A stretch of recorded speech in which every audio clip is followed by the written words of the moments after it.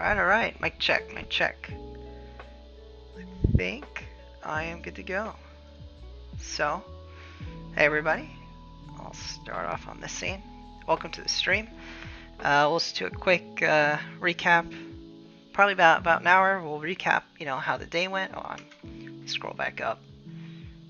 The results of day. Oh, you can't see my screen. What am I doing? Here we go. So these are results of day one. We'll just do a quick recap, run through what I got right, what I got wrong, talk about. It was an interesting day, quite exciting. A lot of exciting matches that kind of had like a disappointing very end, but exciting most of the way through, which was good to see.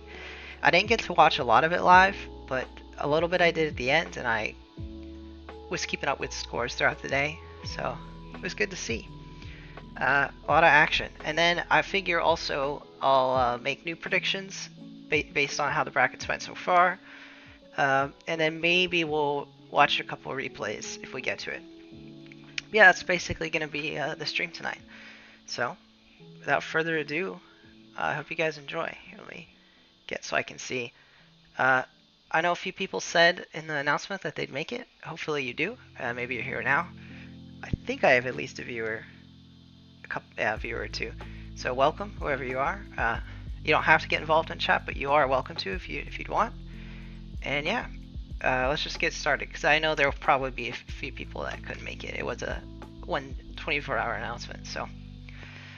Alright, let's start off. First match, well, I'm just going to run down. I know this was not chronological order, so I'm just going to run down the bracket, and we'll talk about it. Vitality, Elevate. They 3-1 Elevate, which I think had a lot of people quite surprised. Oh, hello, Uday K in chat. Thanks. This isn't a video. It's a live stream, but I appreciate it. But yeah, I think it was surprising to see an APAC team take a win. I'm very proud of Elevate. Very happy that they got a win. I think they could have done more. I'm sure they're kind of disappointed in how it went, because they had a second overtime.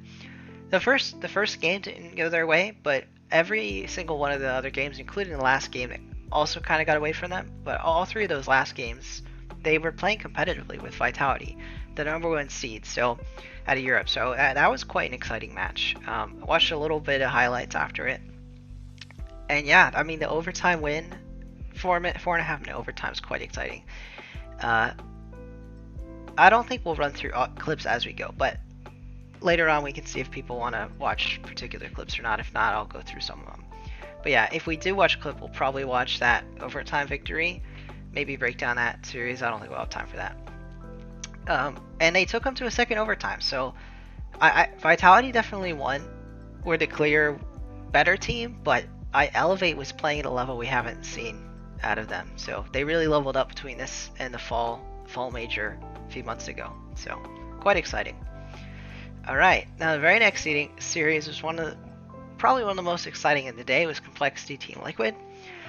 This kind of went exactly how I thought it would go. They're very close, but I think Complexity is better than a lot of people might have given credit for, and they managed to pull out Game 5. I will say it was kind of a throw from Team Liquid. They had the lead, if I remember correctly, in Game 5, and they kind of threw it away. Someone might have missed an open net. I'm not going to remember the specifics, but I know Team Liquid was in a winning position and dropped the ball. And, I mean, you can even just look at it and see that there were a lot of one-goal games. Every game they lost was a one-goal game except the last one. So, it was a close series. A good series. These are two great teams. And, I mean, Liquids, they could easily make top 8. I think Optic's going to give them more trouble than a lot of people might give Optic credit for. getting ahead of myself. Let's stick to just running through the results. But point being, Liquid could still go far, even though they lost that first match. And obviously, Complexity did great in the next match, which we'll talk about after the first round. But you know what? No, we can actually go in that order since they went in to play each other. So just talked about Vitality, just talked about Complexity, how they beat a team I had power rated better. So it's a mini upset, but it was an upset, I'd say. I think that coming in, I definitely think that Team Liquid was the favorites in terms of power ranking, but it was so close that it's not like some of the upsets that... I don't even know if we really had an upset today. I don't even know. We didn't have like a true upset would have been like if Ground Zero had actually finished the job against K-Corp. But anyway, getting ahead of myself. Talk about Vitality Complexity. This series was on everyone's minds because it was the last series of the day. I got to watch the end of it live, and Complexity almost won. It was overtime. They had an open net, and HAG missed it. And it's sad because they easily could have won. Like, I think everyone can admit it. Open net. I mean, obviously they could have won, but they didn't. And I think when you get into games of Rocket League, there are so many coin flip games that all you can do is say, at least Complexity, first of all, showed that they're playing just as good as Vitality. Oh, the music got a bit louder than I expected. One sec. Here, let me do this.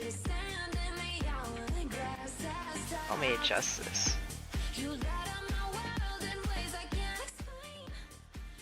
That should be better. Alright. Oh, on the wrong tab. This was my predictions, by the way, so we'll run through them after. Alright. Where was I at saying? Complexity could definitely... Oh, hey, another chatter. DSC Reppy, love your vids. Thank you, man. Thank you. I just got started running through the results. So I'm going to do the little groups of 3 matches. So the first going through the 2 first round matches, then talking about the head-to-head in the upper bracket quarterfinals, which is not chronological order. But anyway, that's where I'm going. So we were on Complexity Vitality before I got sidetracked. And I think Complexity, they had it in their hands, and they should feel proud that, you know, they had it in their hands. Obviously, HAG is going to be crushed. I don't think it's our place to tell him whether or not, you know, how he should feel about it, but they look great. Really, they're always going to be disappointed because of the way this series ended, but Complexity should... I think you can't look at that and say Complexity, you know, played poorly, obviously. So we'll see how they do. They could make a run in lowers. I think Vitality would have made a run in lowers, but now they get to stay in uppers. And Vitality, you know, earned that. I mean, Vitality deserves the win because they were the ones keeping it so close that it got to that Game 5 overtime. So whenever something like that happens, you feel like, oh, so-and-so should have won. But if it wasn't a Game 5 overtime, that miss wouldn't have mattered as much. So that's just how it goes. If it's so close that it has to be decided by a Game 5 overtime, and that's the time you whiff, it's just the way the world goes. Sometimes you get unlucky, and it's... Because we all know HAG could have sunk that. It's not necessarily a skill issue so much as a nerves issue. But anyway, narrowest of margins. Alright, now we're moving on. Talk about BDS Gen G. Now, this went exactly the way I predicted, the exact scoreline, 3-1. I didn't expect Gen G to start off with a 4-0 win. I was worried after that. I'm kind of a BDS fan. I really wanted to see them because I'm traveling to Boston. Oh, wow. On your vid, I commented. Quals in an hour. Good luck. What are you qualifying for? Sorry, I just saw. SSG K Corp. I think I had that. Yes, I did. I think I knew that Space Station would be good, but Kyrie Corp's just... I mean, going to the event... I mean, you can see, I did not have an EU... Now we're getting ahead, but I might as well just skip to it.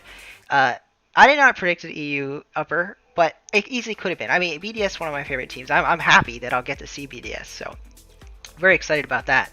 And so I knew this one was a toss-up. I'll just admit, I got Moist wrong. I had them going out quite early, although I had them losing to Complexity, which obviously Complexity is playing well.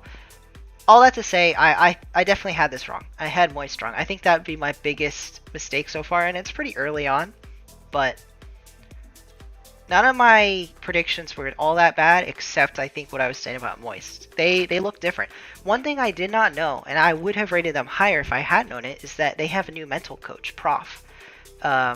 He used to be the mental coach for Kansas City Pioneers, and Prof was the mental coach, which, say what you will, I think mental coaches can be very important. I almost feel like it has more of an impact than tactical coaches, since the players kind of can determine tactics themselves, you know, if they're at a pro level. But I digress. Tactical coaches are important too, but mental coaches are very important, and Prof seems to be one of the best in the business. I don't know the behind the scenes stuff, but I've seen what he says on Twitter, and I've followed him for a bit. I think he elevates teams. I think he makes them better just by you know, working with them. And the fact that he boot camped with Moist before the major, I'm assuming that helped make a difference, because all those Moist players are fantastic. The only one we didn't know for sure about was Juicy, and he's playing great on LAN. Everyone knew Joyal can play on LAN. Cash has always shown himself online. I think this is one of his first really good LANs as well. So I think they're working with a mental coach. If I had known they were working with Prof, I would have given them a bit more credit. But I digress. That was my big miss in the day one results. Let's go back. Yeah, I'm assuming you popped off, Reppy, so good luck in quals if you're watching this later. Alright, let's get back to it. So, we're talking about BDS Gen.G. I definitely, like I said, predicted this, but I didn't predict Gen.G to start off so high, and I'm honestly shocked that it turned around like that. I think that I definitely respect the level Gen.G can put up. I still maintain what I'm saying, that they're kind of underdogs to win this because of how they've looked recently, and this didn't change anything. Although that spark they did show in Game 1 is a bright sign.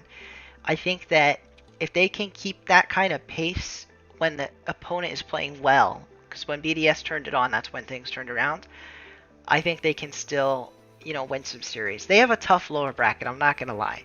I think they have a tougher lower bracket than Liquid. So we'll see what happens. Is that everything? Yeah. I talked a lot about Gen.G. I'll talk a little bit about BDS. I mean, BDS just looks good. I've always known they'd play well. I haven't talked about them a lot, and I noticed there's things I wish I had said in especially my most recent video. I kind of didn't say a lot about BDS besides that Rise was a villain. But anyway, the point being that I'm a fan of them, so I try not to let bias seep through, so I'm not talking as much about them. But they're looking really good. Skipping ahead a bit, I'm really excited to see this match live. I think BDS can win, and it's not just hopium. It might be a little bit, but I think Vitality are looking weaker than I expected. That's the honest truth. Elevate did play incredibly well, but I mean, you can't look at these results and say BDS has no chance. I think they have a chance. They looked more dominant against Rule 1, a better team than Elevate. Again, Elevate's good. They looked better than they ever have. I just think BDS is on better form than Vitality. So if that holds through to Saturday, I'm excited to see this match. Alright, skipping ahead a bit, so let's go back to what we're supposed to be talking about, the results. Rule 1 Crew. This was an interesting match that I wish I had gotten to watch live. A lot of overtimes. It was back and forth. This was one of the first matches, I believe, maybe the very first match. And I did watch some of the highlights, the overtime wins, and a Crew looked good. It was a 3-1, but you can't take Rule 1 to all those overtimes and not, you know, look good. Obviously, Rule 1 were the LAN rookies, whereas Crew have the experience of being at the last major, but I still think Crew's so young and new to majors that I still could give them some of that LAN jitters. And it was just a solid series. It was fun. I mean, 5-minute overtime. I can't get more fun than that to seal out a win. Let's watch that. Let's watch that real quick. Let's see, 3 viewers. Hello to everyone that is watching. Welcome. If you're just hopped on, haven't been keeping the best track of viewers. If you want to say hi in chat, you're welcome to, but you also don't have to. You can just listen along. One in their very first international LAN appearance. Let me skip ahead a bit. I just want to watch that end of that overtime. It was a long overtime. Here we go. This should be good. Let's close the chat. Clear's got it back away from them. Brad with a shot now. Moston puts it back corner. Straight back across the box, but third man can't commit there. That's too dangerous. Clear's with a free dribble the other way. Request up quickly for it. Brad has to read this. Oh, he missed. I didn't know that. That's how it ended? There. That's too dangerous. That's how it ends. Clears with a free dribble the other way. Request up quickly for it. Brad has to read this. He does not read it. And that's the game. That's the series. It took a while, but Rule 1. Sorry if that was too loud. I haven't checked audio levels on that. But anyway, that's a disappointing end. Let me hit back the results. I did not know that was how it ended for Crew. Wow. Yikes. Brad's a better player than that. Everybody makes mistakes, by the way. Even pros. Everybody knows that. I just talked about a mistake with Complexity earlier. So hopefully Brad doesn't feel too bad, because he can easily bounce back. But, which that's what I'm getting at. I think Crew can play well. I rate Rule 1 highly, even if their next match, which we're about to talk about, happened. So I think Crew losing here doesn't spell doom for them. I think Gen G have looked the weakest they've ever looked, so Crew stand a chance in that lower bracket match. But alright, let's move on. BDS Rule 1. I did get to watch some of this, and even though there were overtimes, it did seem like BDS had possession a lot. I think there was quite a few stretches though where Rule 1 was putting on pressure, but that's the thing, is they didn't score a lot even when putting on that pressure. And I hate to like automatically assuming sweeps weren't close, and I don't think this sweep was like a blowout by any means. It was was it the only sweep of the day? It was the only sweep of the day, but I don't even think it was the biggest like blowout of a series. Like if we check some of these. I mean, the whole day was close. I don't even know if there was any team that blew out any team. I mean, no team really got blown out. Yeah, I don't think there were any blowouts today. So maybe this was the biggest blowout in a day that had no blowouts. But Rule 1 played BDS very close. I mean, you don't lose 7-minute overtime like that. Which, since we're gonna be watching these series-ending overtime, let's just watch that goal as well. I'm gonna have to find it. Alright, let's turn this down a bit. Skip ahead. Oh, yeah, wait, let's watch this, Okay, wait. Whoops. Let me get to this. So, there was a lot of talking about this. What I'm about to show you is Rule 1 in a Rule 1. Or a lot of people, some people call it Rule 2. Rule 2, I don't want to start a debate. Rule 0, Rule 2, whatever you want to call it. Rule 1, I call him Rule 1. Stuck in a headlock with Seiko. Rawas and Seiko, and Johnny Boy and Shogun lay into Seiko for this. They think Seiko is the one that breaks it, when it was really Rawas. Now, I'm curious what you guys' opinions are. I don't feel super strongly. I still think there's a bit of karma when you break it like that. If you're in a 2-minute Rule 1 and then you decide to end it to make a save. Listen. There's nothing wrong. Money is on the line here. I don't think it's a big deal. But I still think that you have that karma against you there, like in the terms of like Rocket League karma, not like outside the game or anything. All that to say that Ross breaks it, but only when he needs to make a save. And it's just the funniest thing that the casters mixed up who broke it. Let's watch. We're almost in front of the goal. It might be a bit ahead. Nah, we'll just watch it. It's only like a minute until this happens. So. So they're in a 2v2 waiting for this to happen. This might be it. Nope, it's not it. But yeah, they're just in a 2v2, ignoring the Rule 1 players, and, oh, it's confusing to say. Ignoring the players in a Rule 1, Seiko and Ruwas, and there it goes. You hear that? Well, I mean, just listen. I do not believe what I've seen. Everyone boos in the arena and shakes their fist. Referee! Referee, get him off that pitch. That's just so funny. They all responded extremely negatively, which I think is funny because I mean it's just everyone that plays the game for a long time knows, you know, that's just like a community rule, and it's nothing holding you to it. But I think the thing that most people agree on is either you hold it or you break it right away. If you break it right away, no one can get mad at you. You're playing for money and everything. But when you hold it and like it's not like, I know it's not pretending, but the way I see it, and I think a lot of people see it, is, you know, you're effectively pretending to be adhering to it no matter what, but in reality you're going to break it when it advantages you. But anyway, I'm not trying to bring judgment to Ruas. I think it's you know, he got the save, that's what mattered. But it's just funny. The funniest part of all of this is that the casters got the wrong person that broke it. So funny moment. All right, let's skip ahead. It was a 7-minute OT, so let's skip ahead. Was it 7 minutes? It was 7 minutes.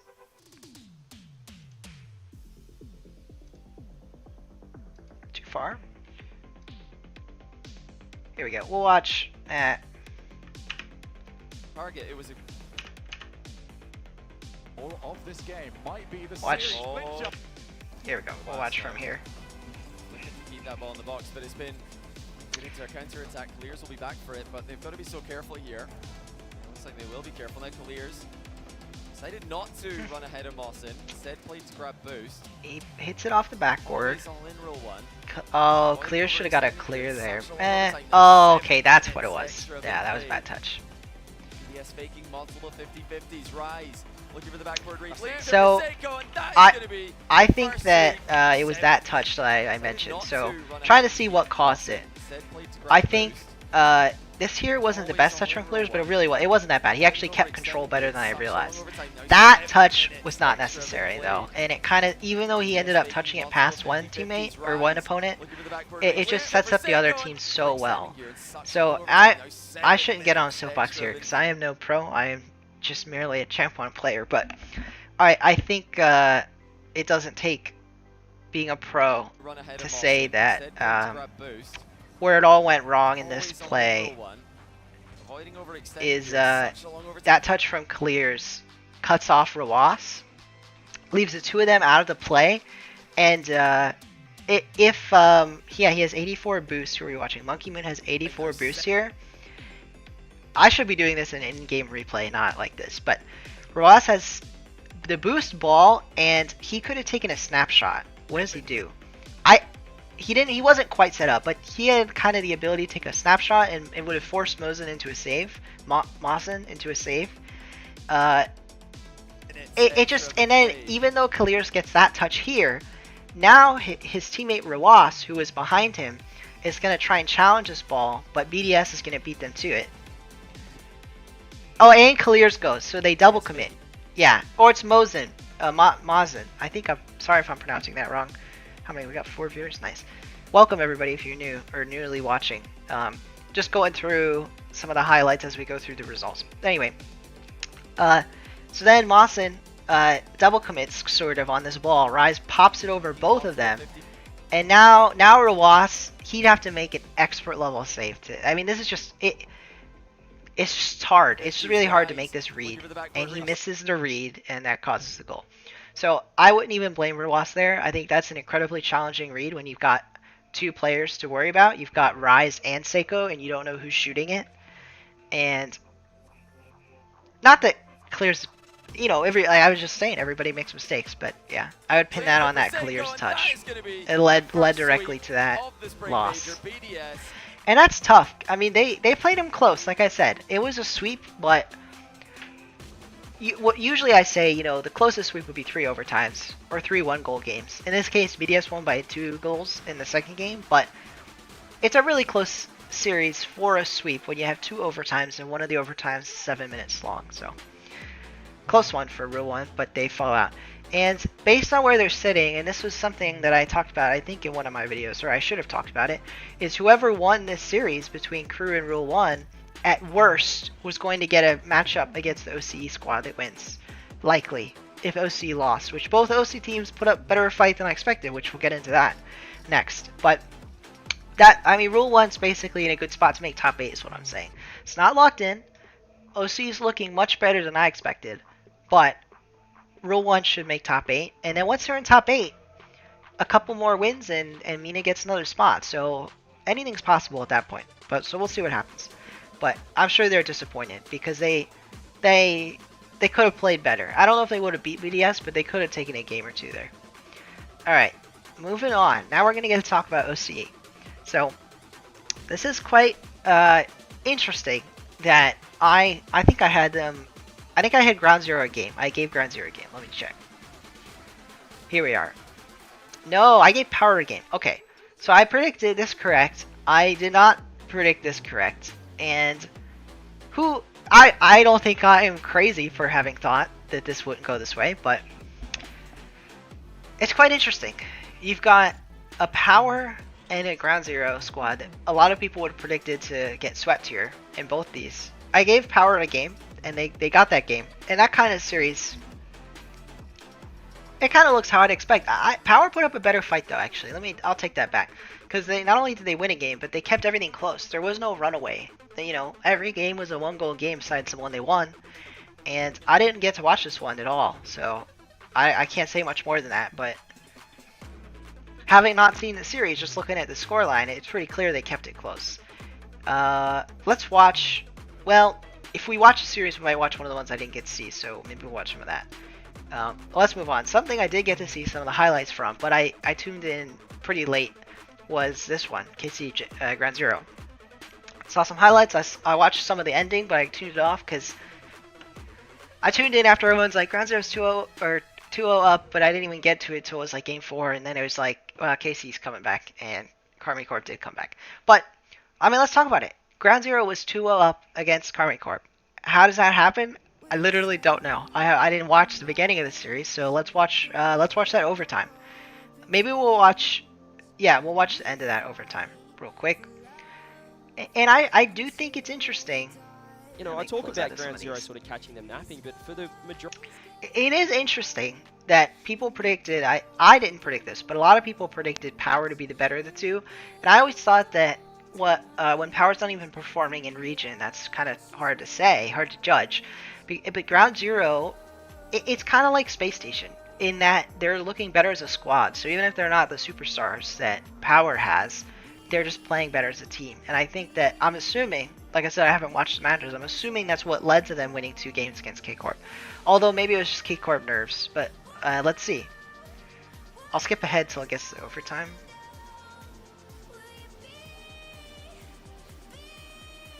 Bit too far. That would have been fine. There we go. Okay. Where are we at with viewers? 4 people? Welcome, welcome to anyone that's new. Now let's do it. Let's Mark on watch. this series. Fiber leaves that ball, goes it entirely for Kaka. That ball then is his, attaching towards the field. Oh. Starting with a shot, the double save away. 2 minutes of Let me back that up. Fiber leaves that ball, goes it entirely for Kaka. That ball Ah. is Technical difficulties. Sorry to ruin your viewing experience. towards the field. Starting Alright. with a shot, the double save away. Double 2 save. minutes elapsed. Ground Zero holding It's very close. firm. K-Corp could have scored. Oh, they got bumped by a teammate. I believe Exotic bumped Itachi. Ground Zero. Oh my goodness. Oh, it's a breakaway. He's on the run. He goes for Okay, it 150, wasn't that. Instead, isn't able to quite clear it into that goal. I thought for This a is- second there, he's just gonna this be able is to run wild, across the because- whole way. Ground Zero, and as I'm you glad said, CJCJ they're casted scrambling it. right now. It's not pretty in defense, but they're finding a way out. K-Corp getting desperate. Lockie got the corner boost. He's got the 100. He's Got- going for the Oh. bump. Kaka with the Raider. Wow. JC on Like, match I mean, point. people say Kaka Point and Fiber after two are as bad well. players, but they're not. Ground They're just Zero, not. the verge of I mean, you history. can't just look at In that. the Look at what a first regret. And I know series Super that we Lucky's the one are passing playing it, but here on the B he's Street. not like a Me and one-man CJ squad, looking Super at Lucky. each other, He just has a good, grinning. solid team. What is happening? OCE are back. They That's are nice. looking phenomenal right now. The way I don't know if I'll helping get to each see other, any of those it's almost CZ someone teams under live the because I ball. don't think any of These them. handoffs. Well, one of It's them's Kaka guaranteed there, to the play ball for is top pushed 8, downfield, but underneath Super you know, Lucky. I don't know if either of them Find can that beat Rule top 1, slot and shot. so I don't know if I'll get to see them Ground at top Zero 8. But has stunned if they K-Corp. do, I'd rather see Two Ground Zero. I think down Ground Zero has with that. 3 chances. I think they're gonna have a better Taking chance the at, series. at That making shot a from Kaka- making a show of things. Cut as well at the end is utter confidence. There were 2. Maybe we watch it back one more time. The setup. Maybe break it down a bit. One sec, let me. Yep, 4 viewers. Nice. I was just triple checking that. He said, anyone that is watching, you are welcome to comment or not. Comment in the live chat as you see fit. I'll just be going through, breaking down some of this results before I do further predictions. If you missed that at the beginning, I will predict how the rest of the major will go again. All right, so let's break this down a bit. Against this, Was that a team bump? Oh, I went back too far, but towards the It field. is. It's gotta be. Shot the double save away. It's 2 gotta minutes be. elapsed. Ground Yes. zero, holding remarkably No, firm it was against Fiber. this Okay, never mind. Okay, so Fiber bumps Itachi here. incredible offense. They still almost score. That again, exotic waiting. It was Ground 2 zero. people to Oh my beat. goodness. It was 2 people to Yeah, beat. I'm not sure what's happening. Oh, Space no. Station #1 seed. Well done to them. Okay, I've gotten all discombobulated here. For those situations. While I try and find where I left off, sorry about misclicking. Exotic, although he had 2 people to beat, I think he should have muscled that past him. Let me get back to it. Man, I really got all out of sorts here. I'm gonna have to go find this.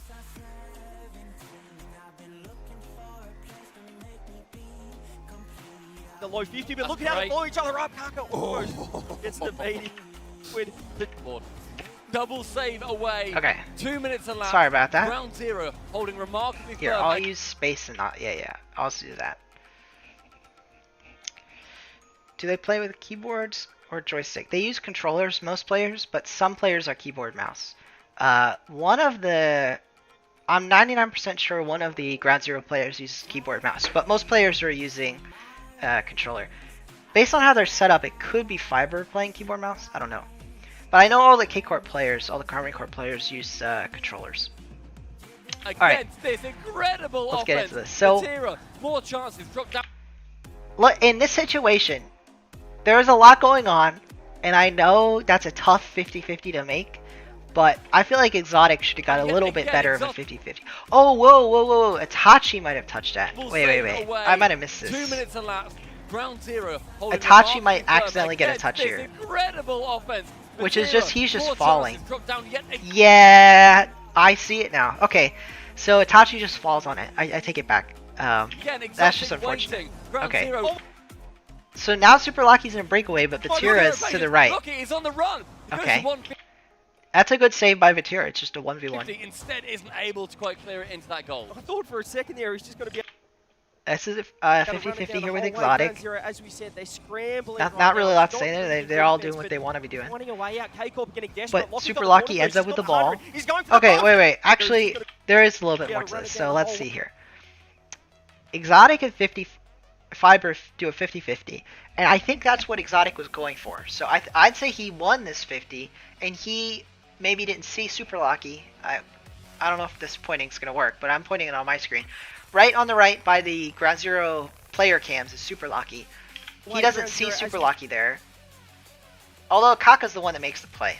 So let me go back and see what I didn't see. Ground zero. Oh my with goodness. zero patience. Lucky is on the holding remarkably firm against this incredible offense. I went Matera, back too far. More chances. Dropped down Whoops. yet again. Hey, Ground zero. Okay.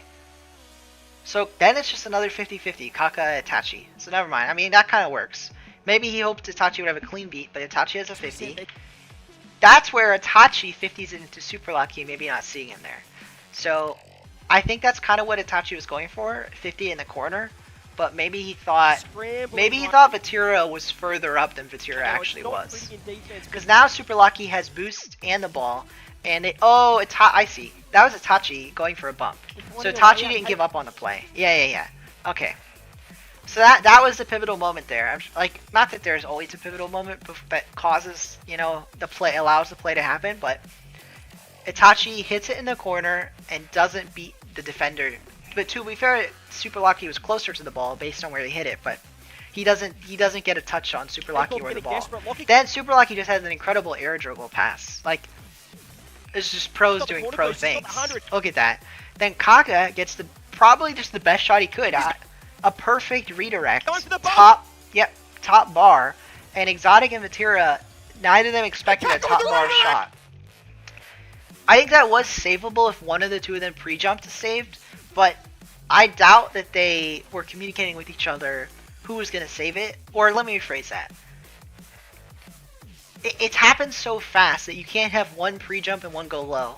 Like the way my mind works, the way my mind works, and again, not a pro or anything close.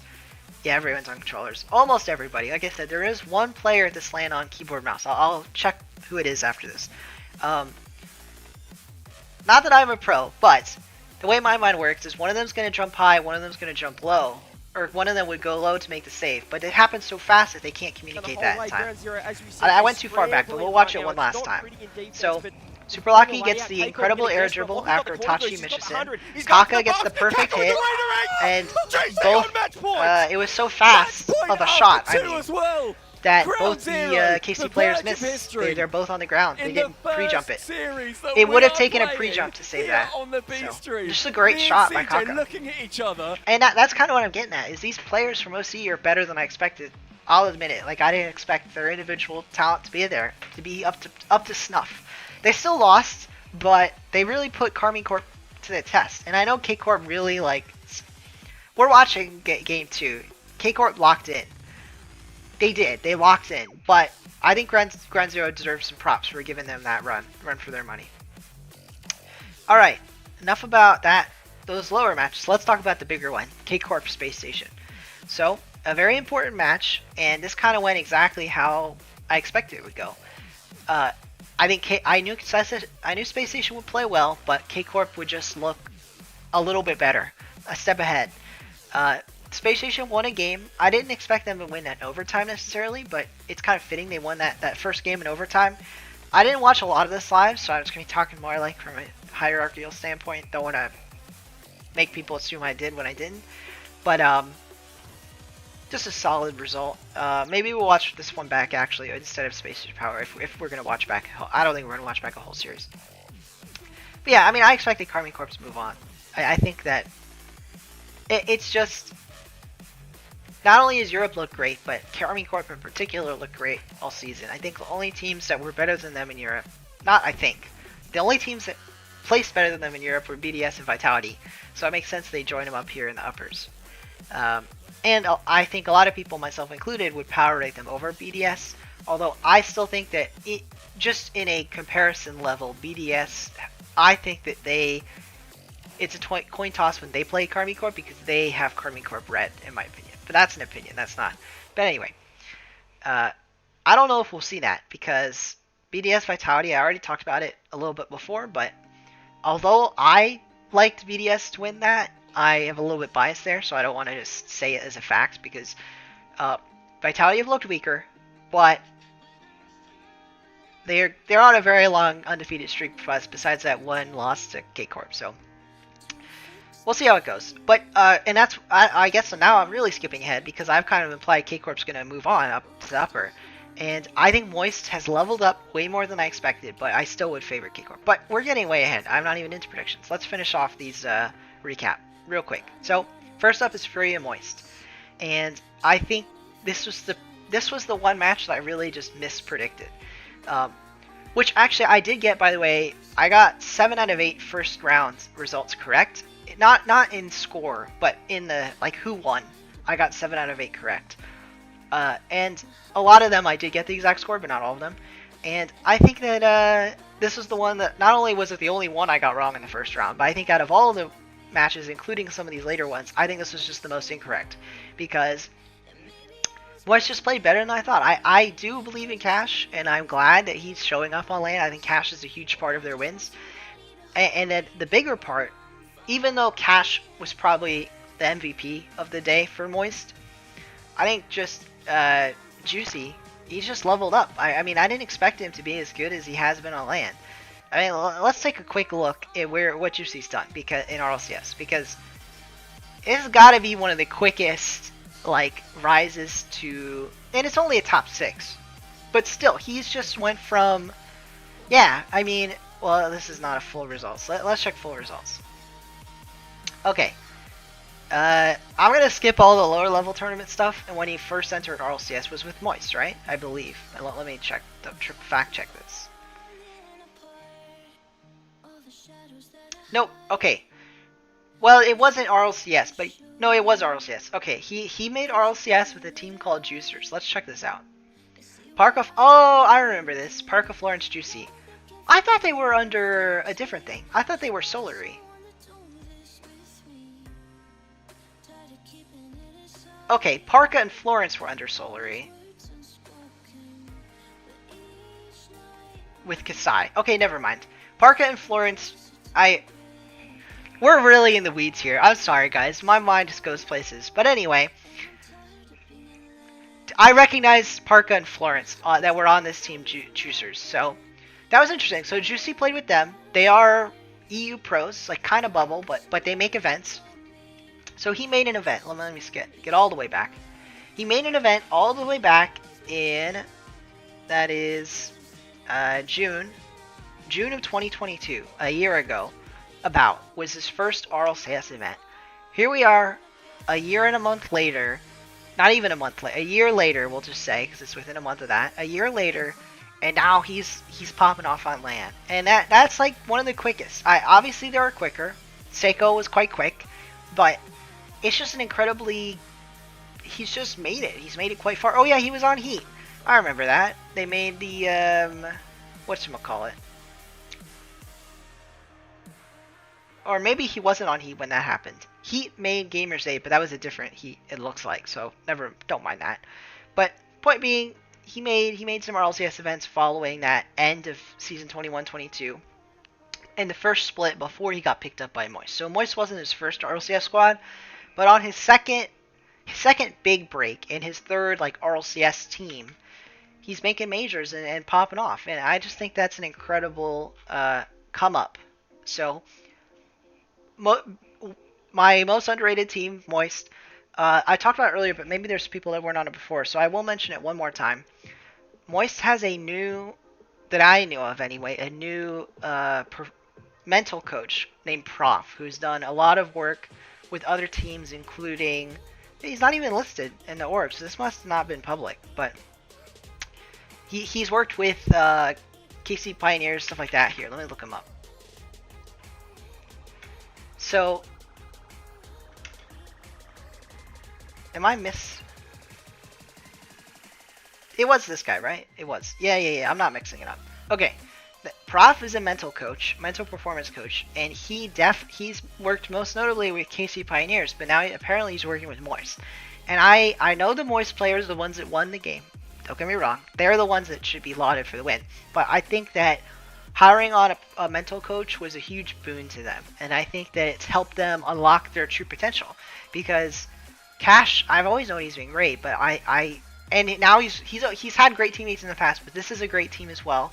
He's with some great teammates, and I think they just have unlocked some mental blocks, because the Moist esports that played in the Spring Invitational would not have beat Furia and Optic. I think they played much better than they did at the end of the European season.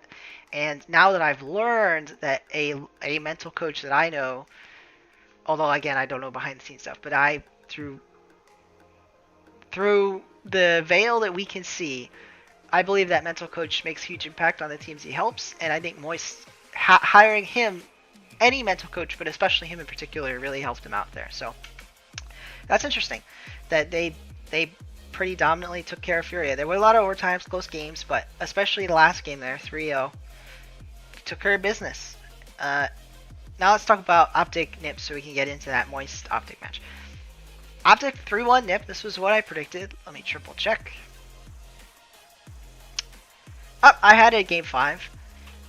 I gave Nip a game 5, but Optic took it in 4. This could have went game 5. It was a close game. A lot of 1-goal games. In overtime that Ninjas in Pajamas won. But I just think Optic were the better team. I said it that Ninjas in Pajamas would be the underdogs. I still believe that. They are not a bad team. South America teams have gotten so much better, and Ninjas in Pajamas is no exception. But definitely Optic Gaming was the favorites here. And that's pretty much all I have to say. I didn't get to watch a lot of it live, so I don't want to get into the specifics of how people played. I don't know how Mata played. I hope he... In fact, let's just check the shift stats real quick. You shouldn't use stats as your only form of analysis, but this will give us an early idea. Okay, so Astronomic popped off. Mata did not. Mata he had 0 goals across the series, an average score of 200. That's not good. That's interesting. It's his first LAN, so I think people always should be given the benefit of the doubt when they're new to LAN. And I know there's no fans there yet, but still, that's got to be an experience for Mata, and I'm sure he'll get even better. He looked much better in region, in league play. It's not league play anymore. In online play. So I hope he'll do better in the future. I am personally very happy Optic won. I really want to see them in person in Boston on Saturday, so I hope Optic do better. And, yeah, solid series. AJ being top of the scoreboard is no surprise. And Astromic has always been like a LAN performer, so honestly not shocked by this. It's pretty much what I expected. Alright, moving on, we got Moist Optic. I didn't have this match, so I didn't necessarily get this wrong. I had Furia making it over Optic, so technically since Moist beat Furia, nah. But I'm not going to count this as a prediction win because I didn't predict this matchup at all. I power ranked Optic over Moist though, so I'll just own up. I underrated Moist. I already talked about why I've underrated Moist and why I think they're better than I expected. But I'll just quickly recap it. We have 4 viewers. We might have some new viewers. Welcome on, anyone that's new. Since last time I mentioned this, you can always chat in chat if you want to. You don't have to chat. You're welcome to just sit back and watch and enjoy. But yeah, just to recap, Juicy, much better on LAN than I expected. He's just instantly good. You know, some players take some time to get adjusted to LAN. Not Juicy. Second thing, Cash has like unlocked his potential like to be consistent. Like he's always good, but his problem is consistency, and he's been consistent. And it's just been one day, but he was very consistent today. And the third thing was finding out that they hired a mental coach. It's a huge difference having a mental coach as well as a tactical coach, and I think that's helped them out immensely. They hired on Prof, according to Prof's Twitter anyway, who used to be the KCP, Kansas City Pioneers, mental coach when I was, well, still is an Australian team, but he isn't their mental coach anymore. But anyway, alright, that's it. We've now recapped everything, and this is what we're left with. We're left with European Domination, which is what I titled this, because they really did dominate the event. I've seen some takes on Twitter and around the scene. I think it's pretty clear Europe's dominated. Now, I don't think anyone was arguing, or at least I was not arguing, that every match for Europe was going to be a sweep. I didn't think they were going to like steamroll, like just like sweep their way through. But I thought that they would be winning most of the matches, and that's just what happened. Even matches I predicted them to lose, like I predicted Moist to lose, I predicted Team BDS to lose. Like I've already mentioned that this one I'm happy about anyway because I'm a BDS fan, but I predicted some of these teams to lose, and it didn't, and that didn't happen. So they really did dominate, I'd say. And there is a chance that there's half the top 4 is North American technically still, but no matter what, there's going to be 4 out of the top 6 are European, and 2 out of the top 3 are European, and 1 in the grand finals. So the only way it even gets kind of close discussing the regions is if a North American team wins the whole event from lowers. And I don't think I have to even like say, obviously that's unlikely. It could happen. I think Complexity could do it. I think Furia could do it. Space Station could do it. I mean, those are the 3 that would have like a technically a realistic chance. Oh, I don't even want to call it realistic at that point. I think Complexity have the best chance. I'll leave it at that. Complexity have the best chance to do that, I'd say. After seeing how they played today, if they can snap out of that funk of losing that Game 5 to Vitality, that should just motivate them. The fact that that was the #1 seed coming in, everyone admitted it. It was like everyone knew, and then they were on the precipice of winning. There's obviously they can go either way. They can like take that really negative. I hope they take it really positive. And if they do take it really positive, I think they could go pretty far. But yeah, unless that happens, this is like a European regional domination. And it's pretty one-sided. I don't think you can say it any other way. So we'll see how NA does, but it's for now it's European domination in this major.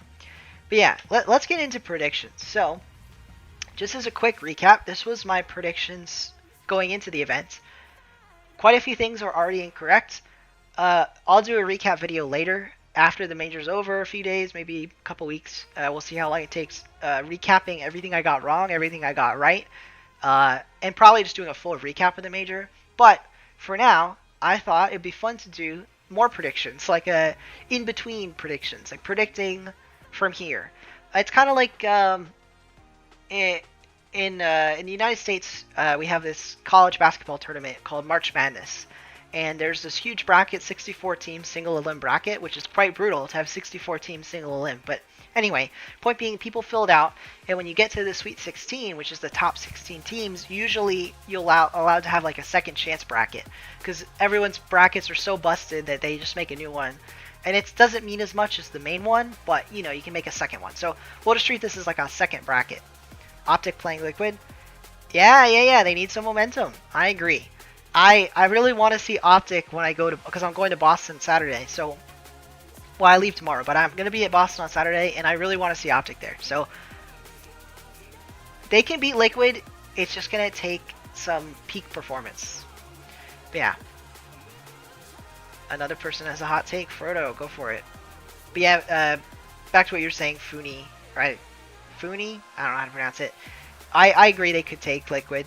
It's just, they'll be the underdogs, but they could definitely do it. It's not that big a gap, especially after how Liquid looked against Complexity, which Complexity is a good team. But all I have to say that now that we know Liquid can bleed, definitely Optic could win. It just would take some good performances. All right. Without further ado, I'll start predicting things, so to keep it interesting. So, start off with BDS Vitality. Now, I already talked about this at the very beginning of the stream, so a lot of you that might be on now probably missed it. I am biased because I'm a BDS fan, but I genuinely think they could take it, and I'm going to explain why. They've just looked better. Vitality have played really good teams. Complexity is very good.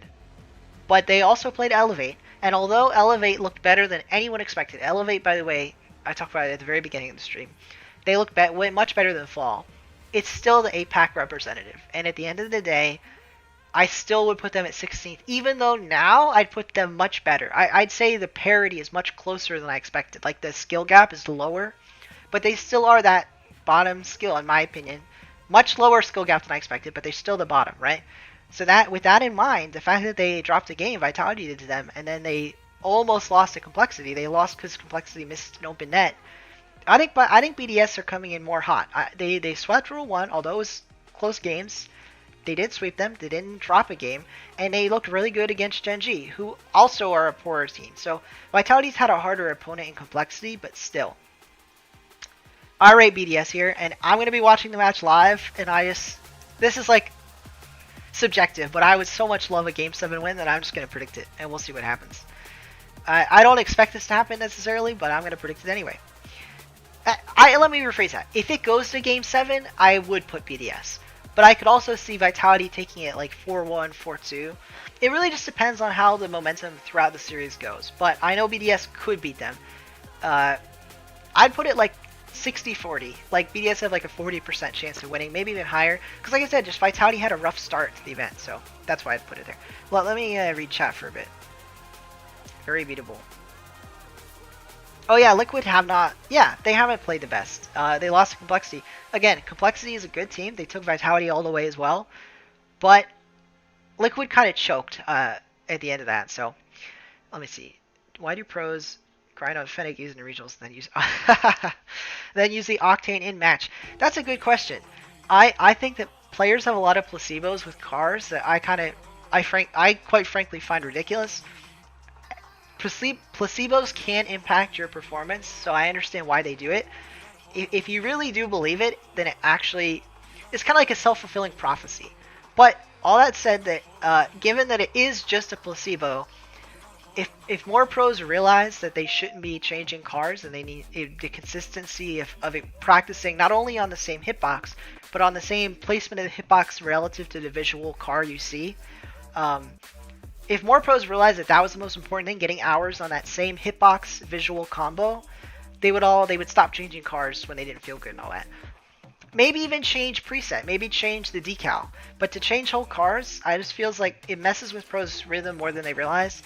I don't want to get into placebos. I think apparently Jack did a really interesting YouTube video on placebos, so you can check that out. I'd have to go find it, but Anyway, where he had pros play with pros. But anyway, all that said, yeah, it is kind of interesting that they the placebo effect is so big that they really do just need to change cars. Too heavy car bug. I remember that. Yeah. That was the video, or at least that was in the title of the video. Something about apparently Jack had a bunch of pros test out the heavy carb hypothesis, and they all swear it's true. It's really crazy. But anyway, all right, moving on. We got Carmine Corp and Moist. I underestimated Moist, and I don't want to do that again, but I just feel like Carmine Corp is going to be better. Even though Moist is leveled up, I still think K-Corp is going to clear them. Yeah. I just don't see it.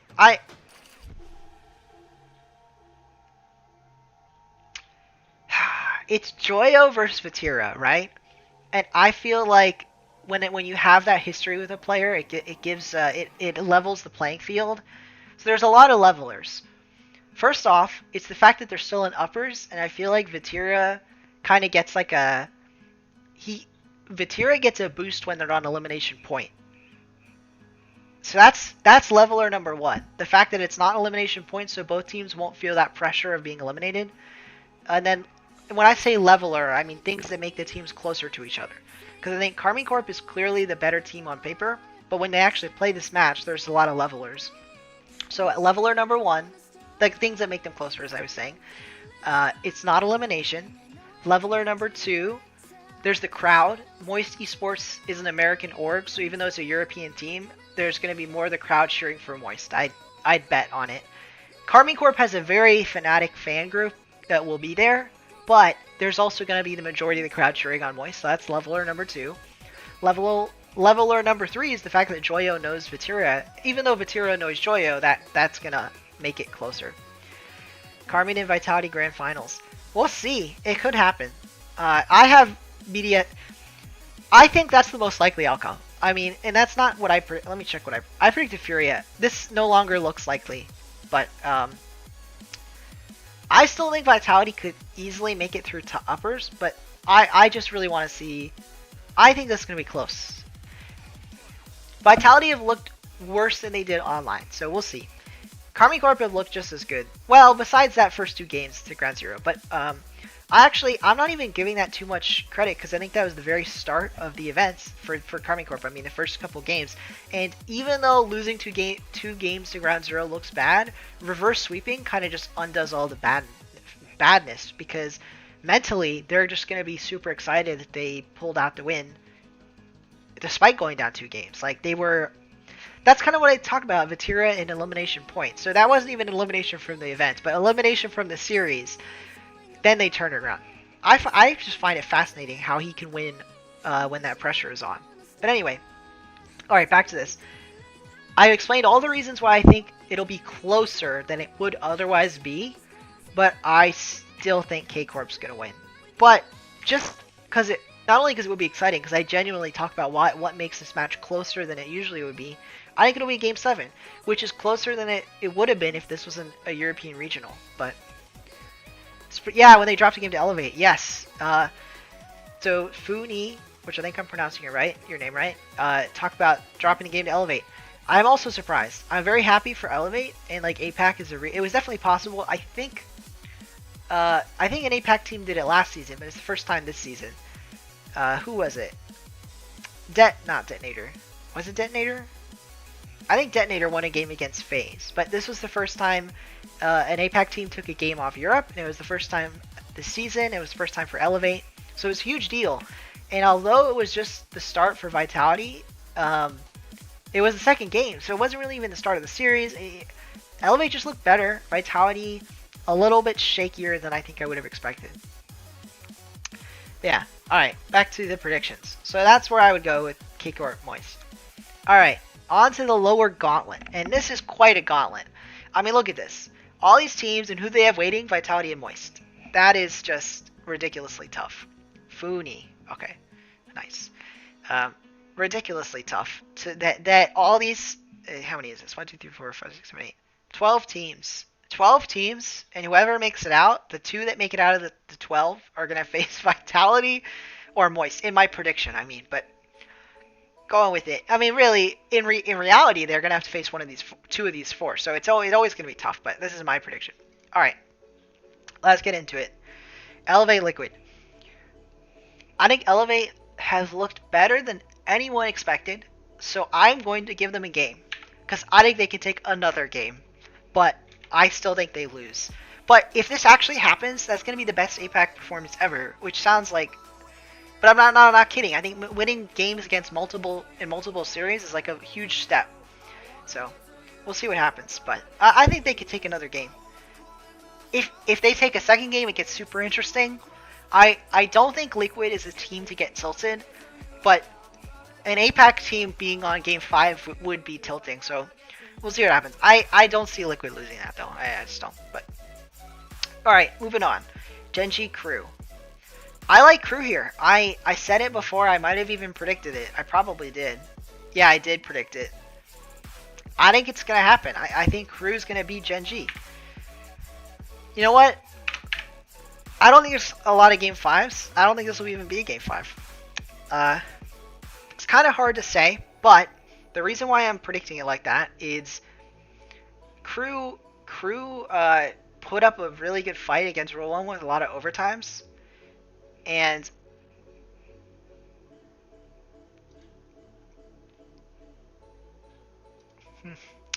so Crew put Crew put Rule 1 in a lot of overtimes, and it was a tight series, and they put up a similar fight to Genji did to BDS.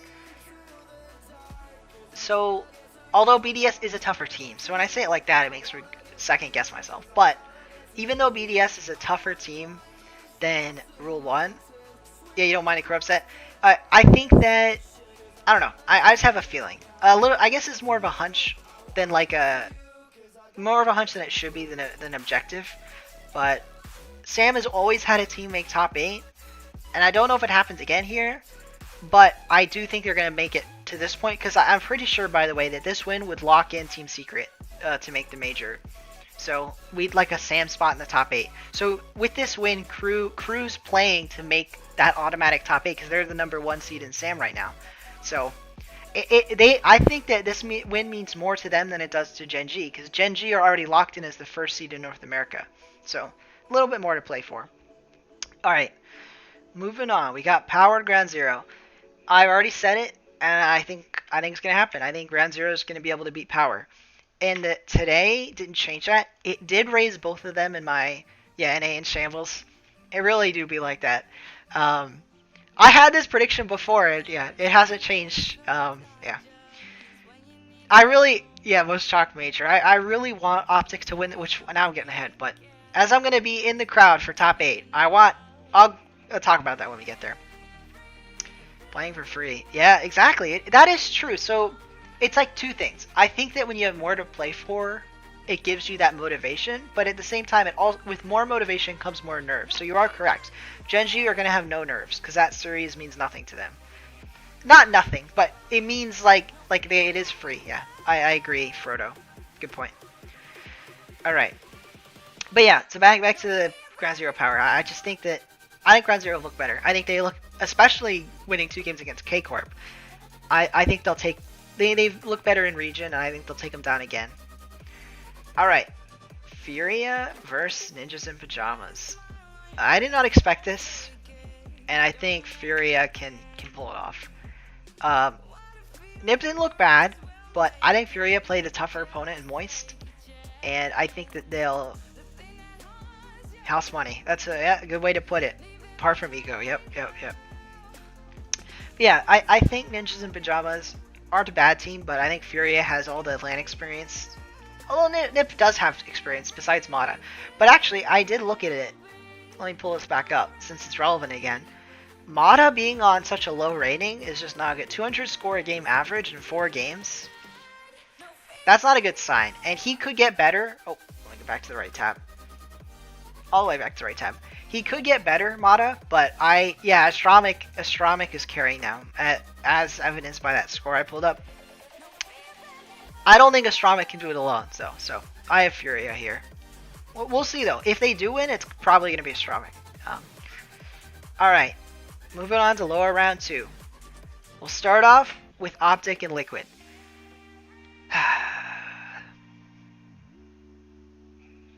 I'm going to just hope Optic proves me wrong, because I've talked about how I want to see them in top 8. But I think Liquid are going to bounce back from today, so I'll have them take it. Which is actually the opposite of what I predicted before. And the reason that it's changed, even though Optic did win that same game against Nip, and they played against a peaking Moist, is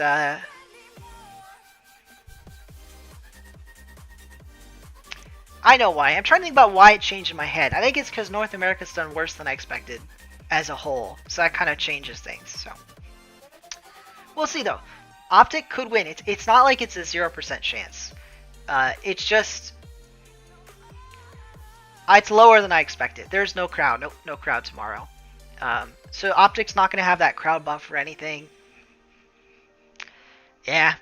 I hope they win, but I think the odds are against it. Prove me wrong, Optic. I doubt any of them are going to watch this random live stream, but if you do, prove me wrong. Alright, moving on to Space Station Crew. Yeah, we need AJ to pop off. AJ could carry them. You know, since we're on this topic, I do think that Optic have one of the better mentalities, because you watch their series against Nip and against Moist, and they're very level-headed. They're not cheering excessively when they score and stuff, which isn't a bad thing necessarily, but keeping level-headed keeps you in the game, and you don't get too overhyped. When the hype moments, you don't get too down by down moments, you just stay level. And I think that's an advantage for them that Liquid doesn't have, that they stay so level. Yeah, I need crowd buff. Yes. If they get to top 8, I mean, I'll say this. If they beat Liquid, then they could definitely beat Space Station or Crew. 100%. So if they make top 8, they can make it all the way to top 6, and then every step makes it just that much more likely that you'll get further and further. So we'll see. They can take it one step at a time and still get quite far. But anyway, all right, moving on. We got Space Station versus Crew. I am gonna pick.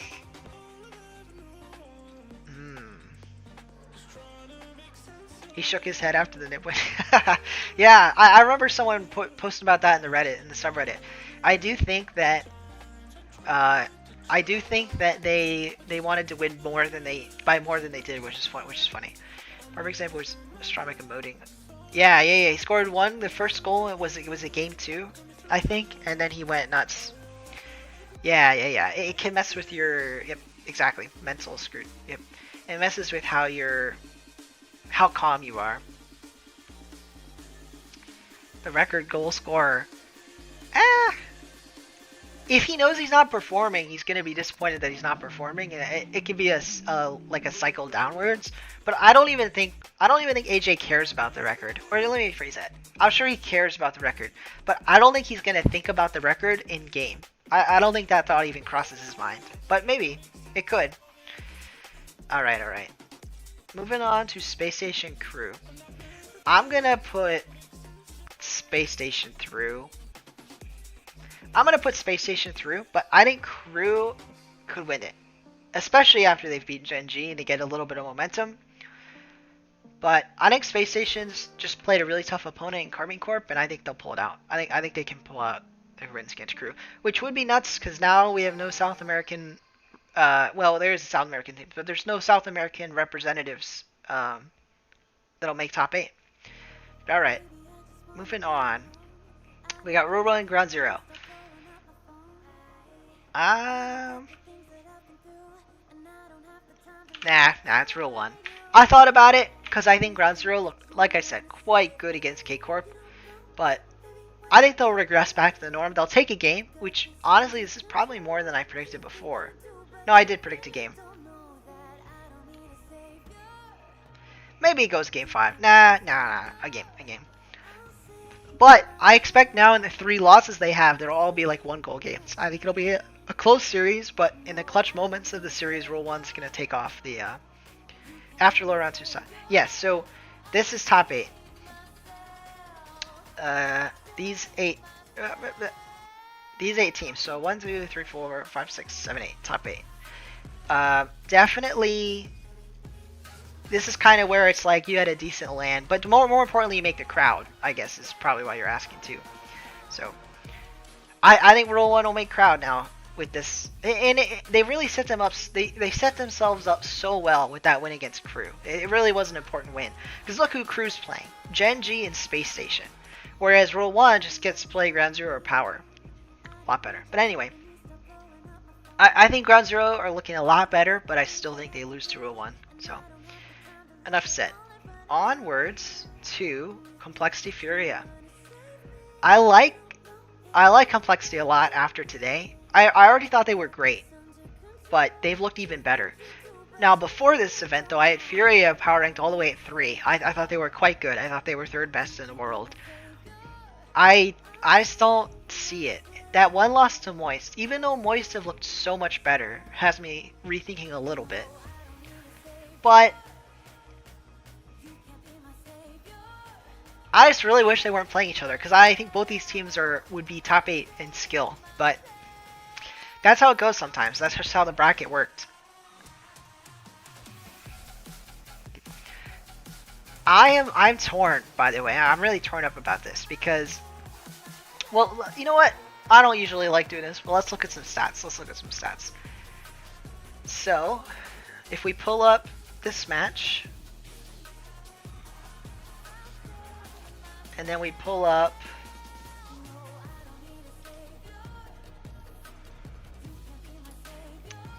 I'll pull up the next one after this.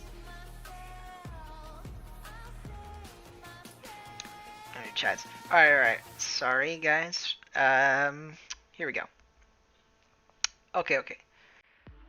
So we got Furia, Moist. Let me pull this up. And we've got Complexity. Yeah, let's look at the win. Let's compare wins. Hey, well, first rounds.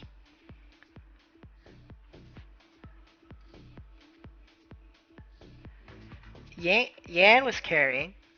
Yan got a 1.268 rating. Lost didn't look great, which actually lines up with what I saw, so that checks out. Although score per game wasn't that bad. Oh, Cash actually didn't even have a great game. I don't remember that. Joyo. Well, I knew Joyo, but I should have talked more about Joyo apparently, and then when they beat Furia. But anyway, it's Yan. It's gonna rest. Their success is gonna live or die with how Yan does. So, whereas with whereas with Complexity, it's a little more split up. So, you know, Razeable and Sierra are both doing numbers, and if I check out their series versus Vitality, I'm curious if that remained the case.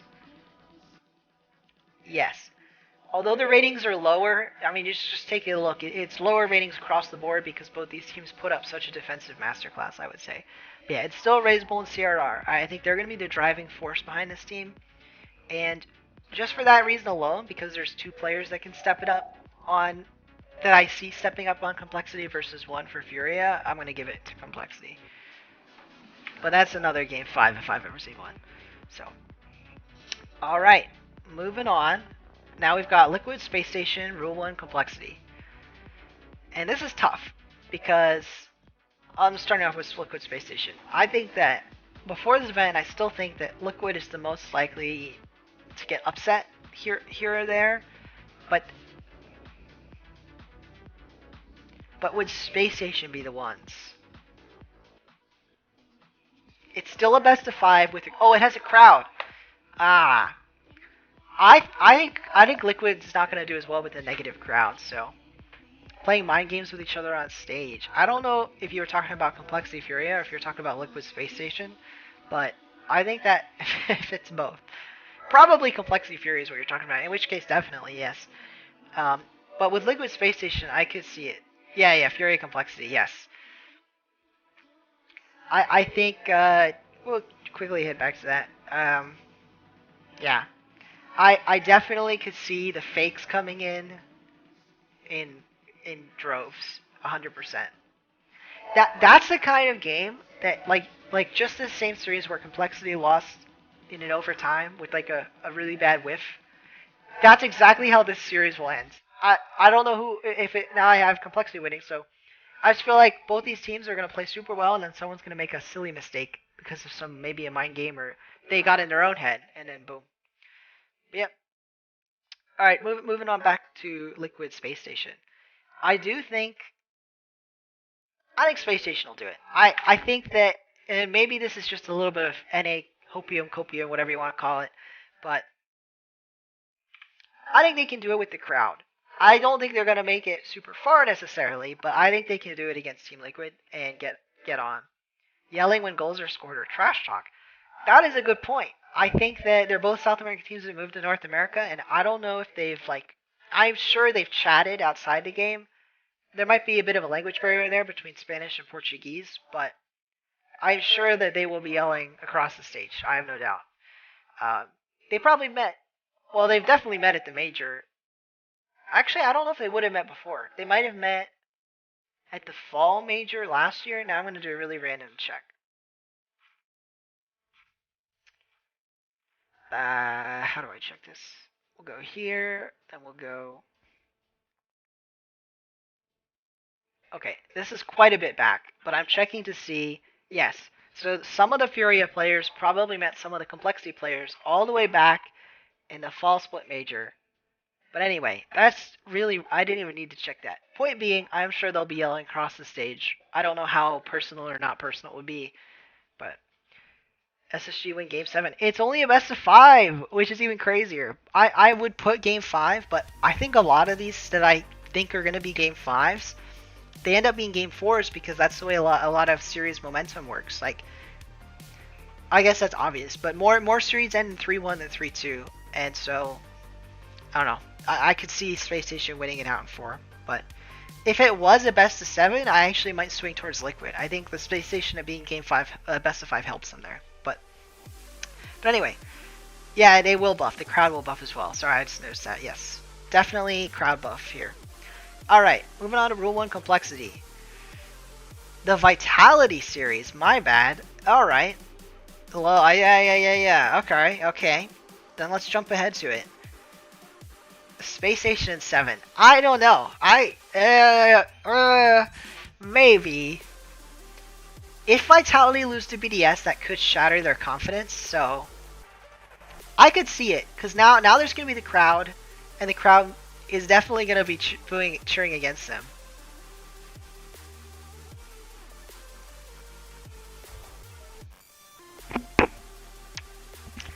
I don't think they got it in them. I want Arsenal to prove me wrong though, because I know Arsenal really wants to win, but I don't think they'll have that one in them. What do you guys think? I mean, convince me, because like I could see it, but it would have to be more than just the crowd. I mean, wait, let's look at the stats again. So this was a series they won, but it looked pretty awkward. And then let's also look at the Elevate one. One sec. Sorry, I'm mainly going to be looking at Vitality stats. Let me be clear. So, because I think that, yeah, so in their first series they look great. Although Realize also, by the way, looked fantastic. But then they come up against Complexity, and it ain't all do as hot. Zen was still scoring a lot of goals, bringing in a lot of score per game, but I don't know. I think they...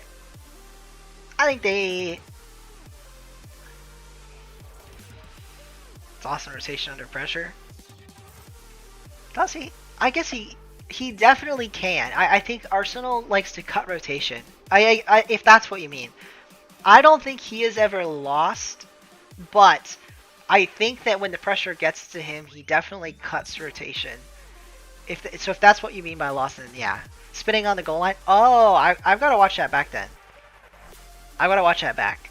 I mean, I think anyone could get stuck spinning on the goal line with K-Corp, but I get what you mean. I am going to leave that as Vitality win, though. I think Vitality has that. Alpha has not pressed. That's a fair point. I said from the get-go that Radosin, I forget which way you're supposed to pronounce it, Radosin, I know I always thought Radosin was going to play better than Alpha. Not like 100%, but I was pretty sure. I just feel like this was going to be his like level up land, so we'll see. I don't even know. That's the thing though. Alpha doesn't even have to be the best player on that team. He could be the worst player on Vitality, and they're still going to win. If I don't want to say if Zen carries, but if Zen keeps up at the level that he needs to keep up at, then his teammates just have to support him the right way, and that doesn't require Alpha playing particularly well, just solid, consistent. So if the reason he hasn't impressed you is he's being inconsistent, then maybe that is a cause for concern. All right. Oh, I missed a comment. LJ Masterclass. Maybe. I'm gonna leave that Vitality though. All right. Moving on back down to Rule 1 complexity, and I just don't see Rule 1. I think they've looked really good, and I'm glad that they made the land, but I don't think they're going to be able to earn that third spot with that loss to BDS. It's just a tough road, especially against a complexity that looks so good against Vitality. The fun part about this though is that would be a crowd match, so I would be excited to see it. I'm going to be excited to see how they do. I don't know who the crowd would cheer for. Probably Rule 1, but I think it'd be a little split. I'm still going to go complexity, I think, but we'll say it's 3-1. One thing, by the way, I just realized I haven't predicted a single sweep, and I'm happy with that because this has been a very... There's been a lot of parity in this major, way more than I expected.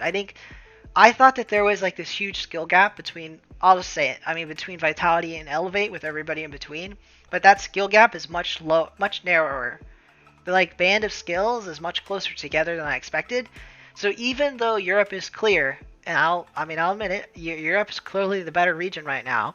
I think that a lot of these teams could beat a European team, even if they played 100 times, they beat them some, which is what I was getting at back when I did my power rankings video.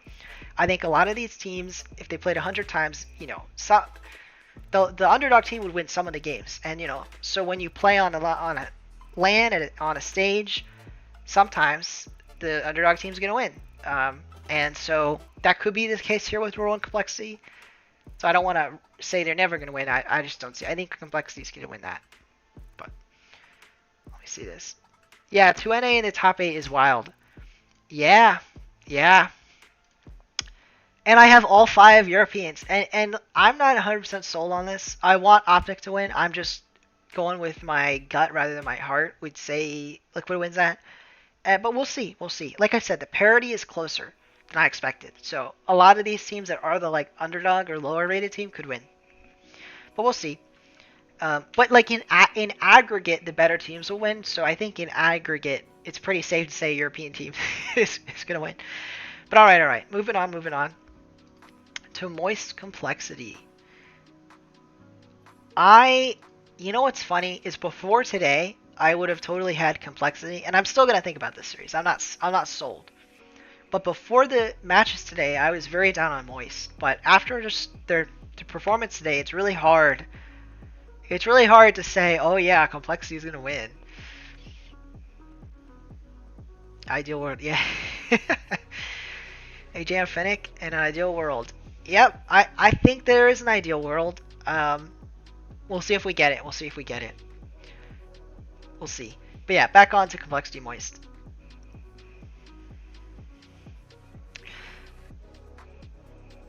I am torn.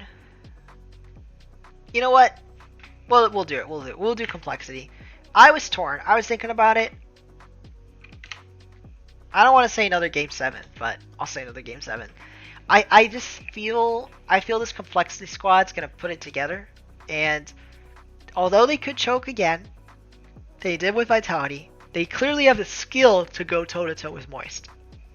Again, just based on that Vitality match, they clearly have the skill to go toe to toe. So I think they can go toe to toe and win. But Joyo and also Cash and Juicy, but especially Joyo is gonna be a tough beat there. The bull. I would love another raisable like game-winning goal. That moment, and it was with Stax casting, Stax and Spaceman, where they beat V1. where like the Raise Bowl, El Toro, all that. That's such an iconic moment for Complexity and for Raise Bowl. So I'd love to see another one of those moments. So for that reason, because I'm going to be in the crowd and I don't want it to be an all EU top 4, I'm going to give it to Complexity. Although I still think it's funny because Complexity may be a North American like league team, or maybe I even shouldn't call it a league, but the North American circuit, right? They represent North America in that way. But in reality, this is just a South American team with a European slapped on it. So it doesn't even feel like a North American top 4 if I'm being real. But I like I've always loved Complexity stories. So that's not to say I'm not a huge NA homer. I mean, BDS is one of my favorite teams because I always try to have a favorite in Europe.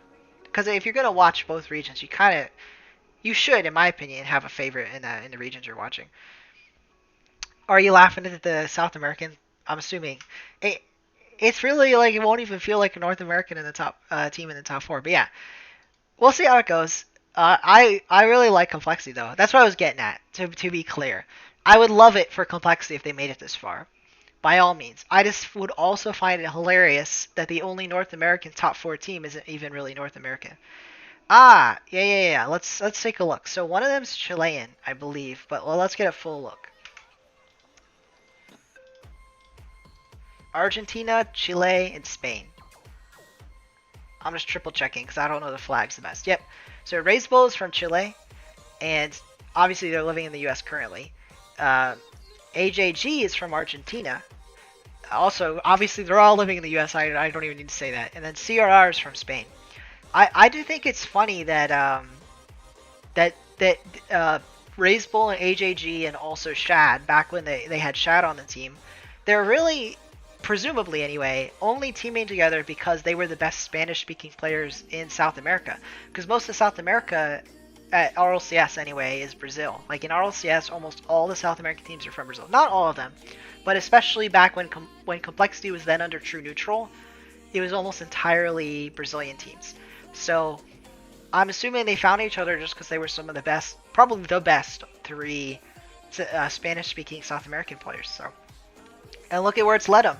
They won a bunch of regionals, dominated RLCSX, and they moved over. And I still have a True Neutral decal in the game, by the way, because I love that story. I think they were the first team to move over as a team to North America, and they really paved the way for Furia and a lot of these other teams. I'm on the wrong tab. Back to the right tab. All right. All that in mind, let's talk about it. Vitality, Complexity. I see a Game 6 Vitality. Yeah, Spain. I see a Game 6. You know what? I wasn't gonna take. I'm not taking it just because you said it, but I agree. I think that this is the rematch, obviously, and I think Vitality is gonna have practiced their way to a better performance by this point. They'll have played a lot of other teams, and in this scenario, they even took a loss. And I think taking that loss to BDS is gonna be I think it's gonna help them if they can. Once they've lost to BDS, if they can bounce back, which the bounce back will be in this match against Space Station. If they bounce back, well, we'll see how it goes, but I think they're going to, keep going on, is my point. But anyway. Because it's just their mentality is going to be much better. I feel like Fair is a really good coach, and he's going to be coaching them. He's going to be, from a gameplay perspective, he's going to be figuring out what they did wrong against Complexity to fix it for this match.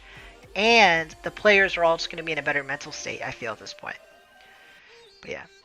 Exactly. Reality check. I think that they'll play... When they dominated and won those 3 regionals in Europe, it's because they played so well as a team. And that is one thing I noticed from today, even when they were playing Complexity and they won. Zen's taking a lot more solo plays than I think he used to take in European regional play. So we'll see what happens. But I agree. I think Vitality take it. No crowd buff. Complexity will have the crowd. That's a good point. I think crowd buff helps, but it's not gonna sway the ultimate result of a series unless it was already super duper duper close. And I shouldn't say it's not gonna be close because obviously this match was very close. It was a Game 5 overtime. But it's a best of 7, which helps counteract that crowd effect. I feel because the longer series helps. Let's say there's an overtime. and Complexity wins because of the crowd, which can happen. Not just because of the crowd, but like the crowd like going oh and like cheering on Complexity could make a difference in like a tight overtime game. In the best of 7, there's enough time after that to overcome for Vitality to come back in the series. So anyway, that's how I have it. And now at this point, there will not really be crowd for anybody. I'd be curious, out of these 3 teams, who would have the most fans. Karmine Corp will have a lot of fans in the stadium. I'm going to be cheering on BDS if this happens, but I don't know how many BDS fans there will be, so I could see it going the other way. Game 7 BDS. It will be close. BDS just about take it. I would love to see that. I'm probably going to pick BDS just because I've always said it has gone both ways, but I think BDS knows how K-Corp plays because this is like a guess, but I assume they scrim each other a lot. I just have a feeling based on how what happens when they play each other, and that Muse a French coast, it's a French team. They probably scrim each other a lot, and when they scrim each other so much, it becomes more of a coin flip. It really could go either way. If you know each other so deeply. So I think they scrim each other. I think that they're gonna be. They're not scrimming each other now. I meant like during the regular online season they scrimmed each other a lot. They're probably not going to be scrimming before this match each other, because obviously not. But anyway, I think BDS. I agree. I think BDS, and I'll give it a game 7 because it should be a game 7. I feel good about that. We'll see. I feel good about it. All right. Moving on to K-Corp and Vitality.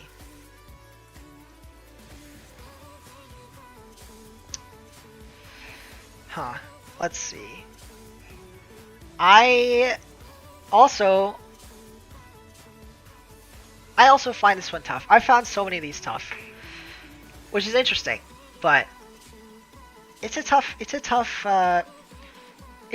call when you have a Tira who is very good in that elimination scenario. I've talked about it.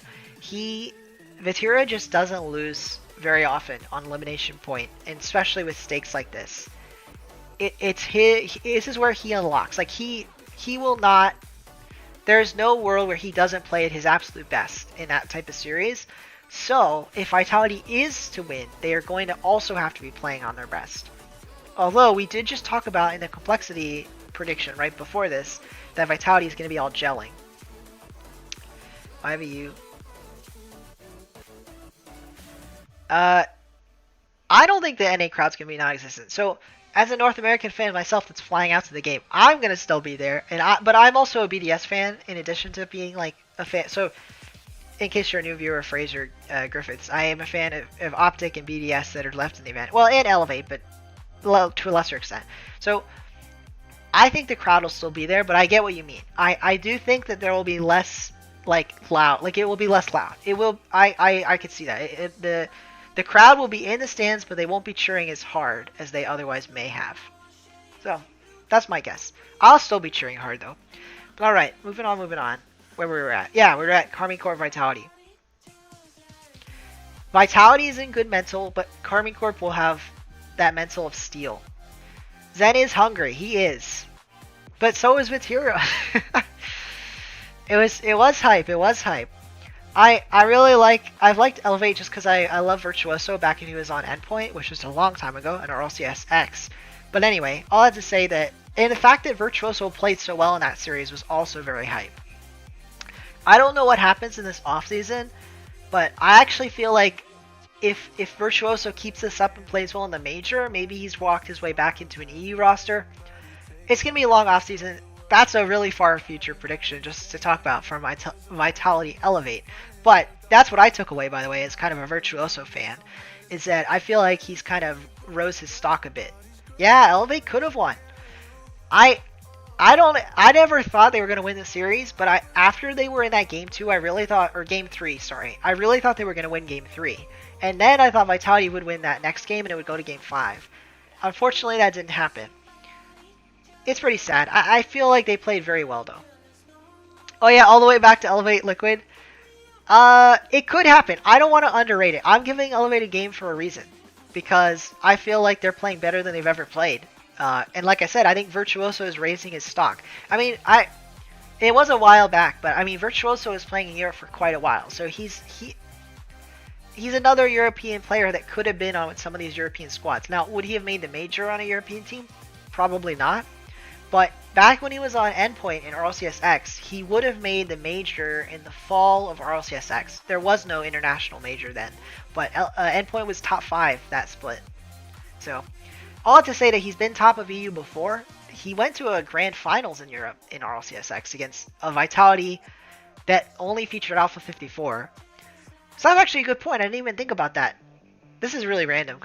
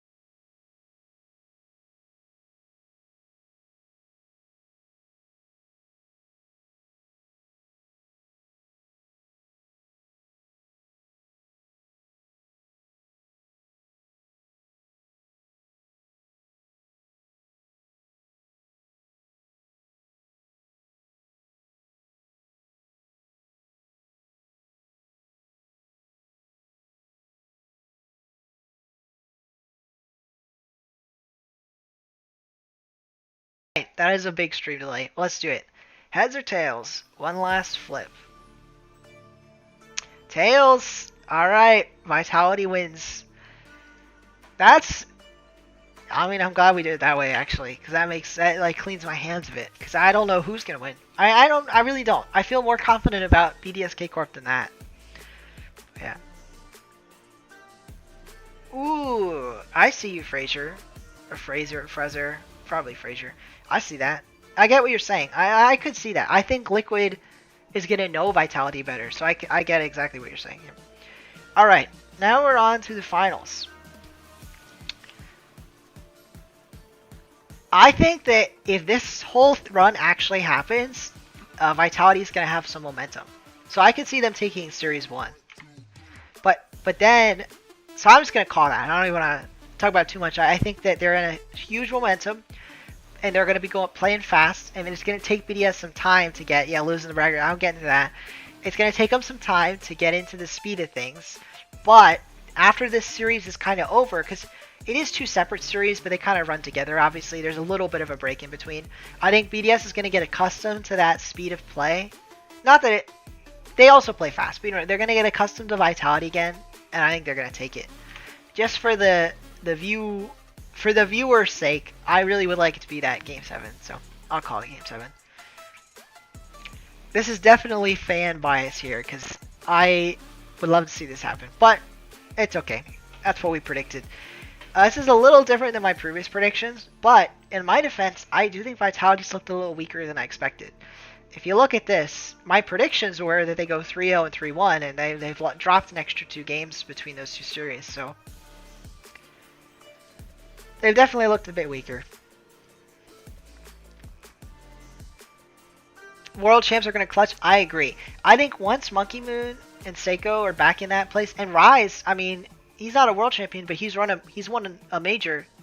Yeah, he's won a major and been in another major grand final. So all 3 of them have that grand finals major experience, whereas the Vitality players, I don't think any of them have been to a major grand finals. Except Alpha has been to a Worlds event, so Alpha has. Let me fact check that, but I believe Alpha has. But no, the other 2 haven't. 3, 2, that. The other 2 haven't. Yes, he's been to multiple grand finals. So the only player on that squad that's been to a RLCS LAN grand final is Alpha. And I think that experience is going to play. My first... Oh, yeah. Hey, whoa. Okay. If you haven't, by the way, Funi, you could watch a video I did major predictions, but you don't have to go through the whole thing. I can walk you through it.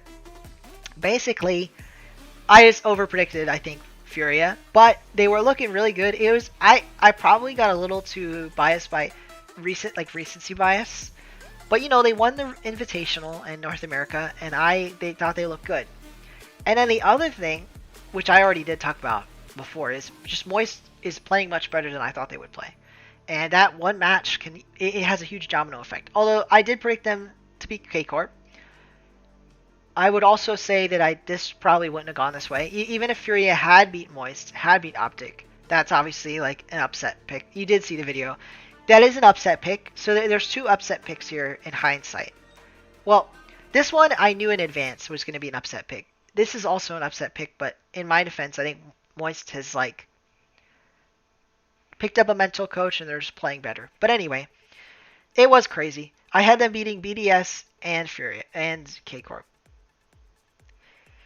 They're not going to do that well. I don't even see them making it past complexity anymore.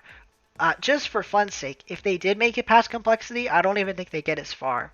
I feel like they lose to Moist. Well, that's easy to say. They already did lose to Moist, but I think they would lose again to Moist. So, hello, Dwazo. Nope. Lost needs to perform with the AM. He does, exactly. That's actually, I don't even know if I said it in the video. Well, I might have I probably closed out the stat tab. I don't know if I said it in my video, but Lost needed to step up because Card always does well on LAN, and Yan has proven on LAN as well. But Lost, he's only done good on LAN when he was the star player, and I don't even think he's really the star of Furia. I don't think they necessarily have to have a solo star, but if they did have one, it would be Yan. So Lost needs to be able to play that supporting a superstar role and on land, which he hasn't done before. He didn't do it today. I do have them beating Ninjas in Pajamas, and we'll see how it goes. But which actually isn't that Lost's former team, right? Has Moist ever had a bad land? The Org? I don't think so. We can check it out. But the Org is only one of the old players. I mean, these are two new players. So Juicy's never been to a LAN. Cash has had a bad LAN. So I guess if there's two sides of it. If you want to talk about the Org, I don't think the Org has had a bad LAN because I don't think Joyo's had a bad LAN. However, Cash definitely has, and Juicy's new. So that's your answer. But I'll fact check that in a sec. Let me go back to Lost. But yeah, to finish up that conversation, Lost definitely has to lock in. He looked the weakest today on Furia, and he definitely has to step it up. If they're going to be complexity, he has to step it up.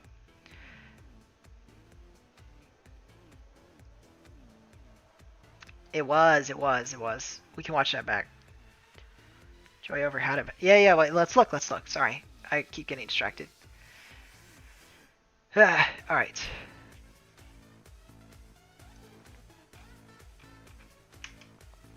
Well, this is going to be a bad way to check. He got, oh yeah, it was 5th to 8th at the World Championship. That's probably his worst LAN. Well, let's check.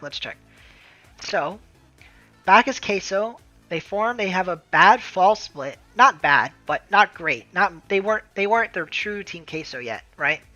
Then Queso gets a logo change, which by the way, I like their new logo so much better. I wish they still had a team. I like the Org's logo. But anyway, they make the winter major, and well, first of all, they have a great split. They got first, second, first. Then they get second to G2 at this winter split major, which is wild. I was a G2 fan at the time. This was I haven't been to a LAN before, so I didn't get to go to any of these, by the way. But anyway, so that was obviously not bad. Then spring split, they win, and then every time since, it would be that they haven't. So he got top 8 at Worlds, which was the worst he's done, which I would not call that bad. Top 8 at Worlds, and then the only bad result Troyo's ever had is that he didn't make the winter major, but. Failing to qualify doesn't mean you had a bad LAN. It means you just didn't make it. So my answer to your question will be no. Joyo's never had a bad LAN, but some people might think top 8 is bad. I'm not one of those people, especially not at Worlds, which has 24 teams, if I'm not mistaken. Yeah. So when you have 24 teams, 5th to 24th, I don't think top 8's bad. It's not even bad in a 16-team major, but it's especially not bad at Worlds. All right. Let me go back to this. Check. Yes, it is insane. Joyo is... Well, and I think a lot of people agree that had Moist stuck together, they still would have a great track record on land. I mean, look at it. Vatira and Rise and Joyo are all sitting here in the upper bracket. They could have easily stuck together and still been on the top of EU. It's kind of nuts, but they split up. Hey, I'll agree to that, Funi. It's definitely a miracle that Optic are here. I talked about it a little bit, but Magic Bear, it's basically a confirmed. I don't know if it's 100% confirmed, but it's basically a known rumor. The rumor that Magic Bear almost got kicked is known to be true. Rise was going to go to V1, and Calm, that he was taking the spot of, was going to go to Optic. And then it falls through, and now Magic Bear's back on. The mental toll that has to take on someone is insane to me, but the fact that they were also professional about it is just a really good thing. Which, the more I think about it, that might play into how they are so level-headed at LAN, or why they're so level-headed at LAN, because they really are all treating it like a professional job. Like a day at the office, as the casters like to say. Which, it's better. It's better for consistency. I do think that emotion can help you win, so there is a place for emotion, but if you want to be more consistent with your results, you can't rely on emotion, because sometimes the emotions are negative. So, language was their issue. Oh yeah, that is a good point. Obviously, Vatira is French. He speaks French. so he can't connect as well. I don't think he speaks English at all. So to connect with Rise and Joyo outside of the game might have been harder. I do think they're still all friends though. They're definitely all friends. I mean, we can see that. So, but I can see how language barrier is definitely an issue. Yes, I think Reddles is a great leader. It's actually been crazy to see Reddles like grow, not just in the esport, but he's like all these players that we talk about are a lot of them are young kids, and I think Reddles has matured a lot.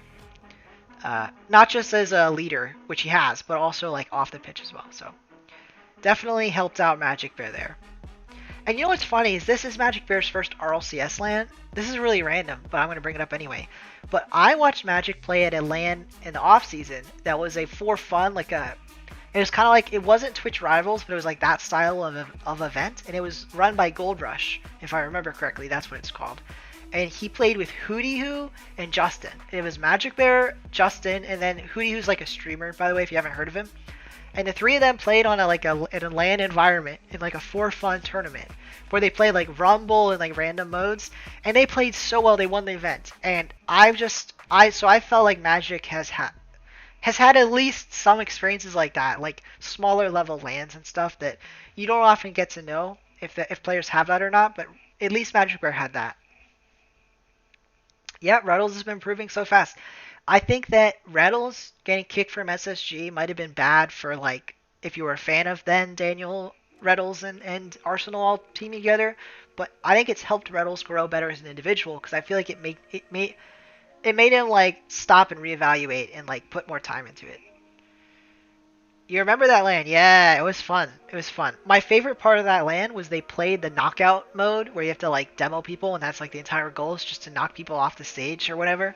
I wish that was a permanent mode in the game. And the maps they had in that tournament, Gold Rush, was insane. It wasn't the standard knockout maps. They had their own custom map. Yeah, it was insane. Anyway. Alright. How many viewers are we at? 6? Nice. I don't know when people have hopped in. I'm sure there's more people. So welcome everyone that's new to the stream. We're pretty much wrapping up here, but I might keep talking for a little bit longer. Go to like 10:30, maybe a little later, my time EST, so another like 10-15 minutes. We've run through predictions. We have BDS winning, but Vitality second. Actually, let's run through the world spots based on this real quick. That'll be the last thing I start talking about is worlds. Which was on Reddles. Go to EU. If you mean like moving to EU to play, I feel like it could go bad or good depending on what team he gets on. If you just mean to practice in the off season, I feel like that could be fine. But a lot of RLCS practice is in scrims, so that might not be as useful if he doesn't have a team to scrim with in EU. But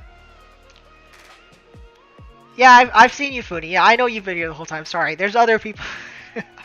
I'm just saying that over and over, by the way, for anyone that's here, has been here the whole time, just in case someone new's hopped in. But yeah, I do think that's a very interesting thing I've never thought about. Reddles, or even for any North American player to go grind in EU, because I think we all can agree. I feel pretty confident at this point that the EU scene's a lot deeper. Like their bubble scene's better than North America bubble scene, like place for place. So I see what your point is. There could be value there. I just still feel like the only way it's valuable is if his entire team that he's scrimming with goes there. And that doesn't, I don't know what's going to happen. I've heard that there's going to be a lot of changes in the offseason. I'm sure Optic's not even thought about any of that because they're still playing. But after Worlds, if they split up or whether they stick together, it would take the whole team moving to Europe for that to be worthwhile, in my opinion. Just to grind. Yeah, that's what I mean. I think I understood you. So, even if it's just for the offseason, if it's just a practice, it would still take a full team. Because practice doesn't happen, although they do practice in ranked, the best RLCS practice they have is scrims. And that takes your full team. So, I think it would take his whole team moving on for it to be worth it.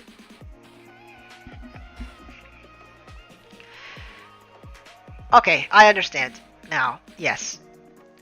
I agree. I think that, I do think they would get better faster in Europe. But it would take moving the whole team, so it's a big undertaking. Alright. Moving on. Hopefully I didn't miss. How old is too old? Retirement. So to go back to a Frodo comment I missed. I think RLCS players can play longer than they haven't. Up until now, a lot of players retire at like 22 or even younger. But as time goes on, and I've been saying this and it hasn't quite happened yet, but as time goes on, RLCS players are going to stick around longer. And you see it in other esports. In other esports, people go till they're like 28, 30 even. In CSGO, there was somebody that was like 32 competing at a major, if I remember right. So you can go a lot longer. It's not hand-eye coordination like people think it is.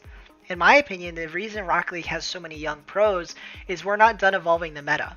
Once the meta is kind of set, then the advantage younger people have, which is that they learn faster, goes away. Because the pros that are older already know everything, and the meta's not evolving that fast. So, anyway, that's my thoughts on too old. So, I would say too old for esports really doesn't happen from like a physical, like mental, like degradation standpoint until you're like 30s.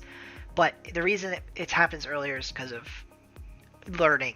Like learning new things. You have much more going on in your life when you're older. All that combines. Alright, let me read the new comments. Do you think Optic will have a roster change? Ah, that's a good point. I keep forgetting that they could miss Worlds. They easily could miss Worlds. In fact, in this bracket, they did miss Worlds. So let's talk about it. I think that they would do it. They definitely would, because they already considered it, and they would be disappointed with not making Worlds.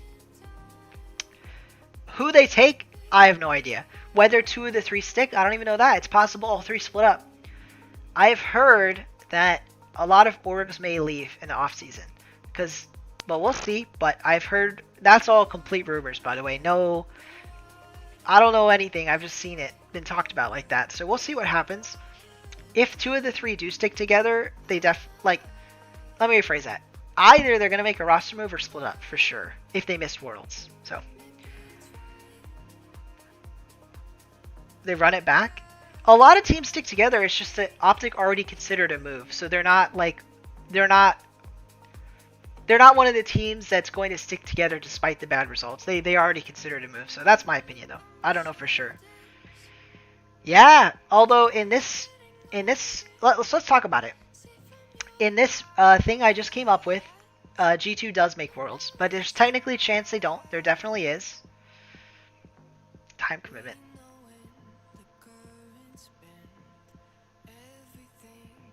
Yep, Joe 13. That is the second half. I didn't say it as well, but that's kind of definitely the other major factor. So, in my opinion, half of it is learning. Like you learn slower than young people, but then the other half of it is definitely time commitment.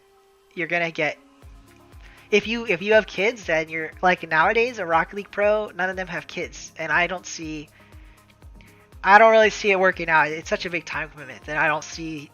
If you get old enough to be in a relationship and have a kid, that how you could keep up that grind. But so I agree. But yeah. Oh, this Excel is from what's his name? Adam Core Spreadsheets. Here, let me really quick open up Twitter and find it.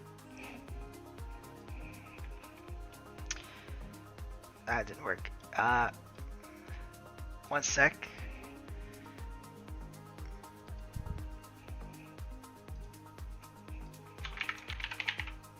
Sorry I'm pulling this off screen, by the way. I just want to make sure I get the right, crazy things pull up on Twitter. So, alright. Here we go. This is it. He does spreadsheets, and he made the spreadsheet I'm using. This is it. He's now added in other things. So, I don't know what the scoring coins is. That's not what I use, but I'll share this tweet in chat. That's where I got my spreadsheet. Alright. Have to win while NA only gets 5 spots. Ah! Yeah. I don't think that happens, but I get what you're saying. It is possible, and that's like... If V1 missed this event and could miss Worlds, then G2 could too, Like I'm saying, crazier things have happened. I just don't think that particular thing will happen. I had Furia making the grand finals before this event started, so I could see it. They just would have to level back up to where I thought they'd be. But anyway, before I end the stream, I really do want to get into this. Let me talk about it now. How the Worlds ended up. So, if my predictions come true, these are going to be the main event teams. Well, I'll do the slots first. We got European 1, North American 1, all the way through EU4 and NA3. And then that final spot goes to South America 1. I think before the event started, a lot of people probably would have predicted this.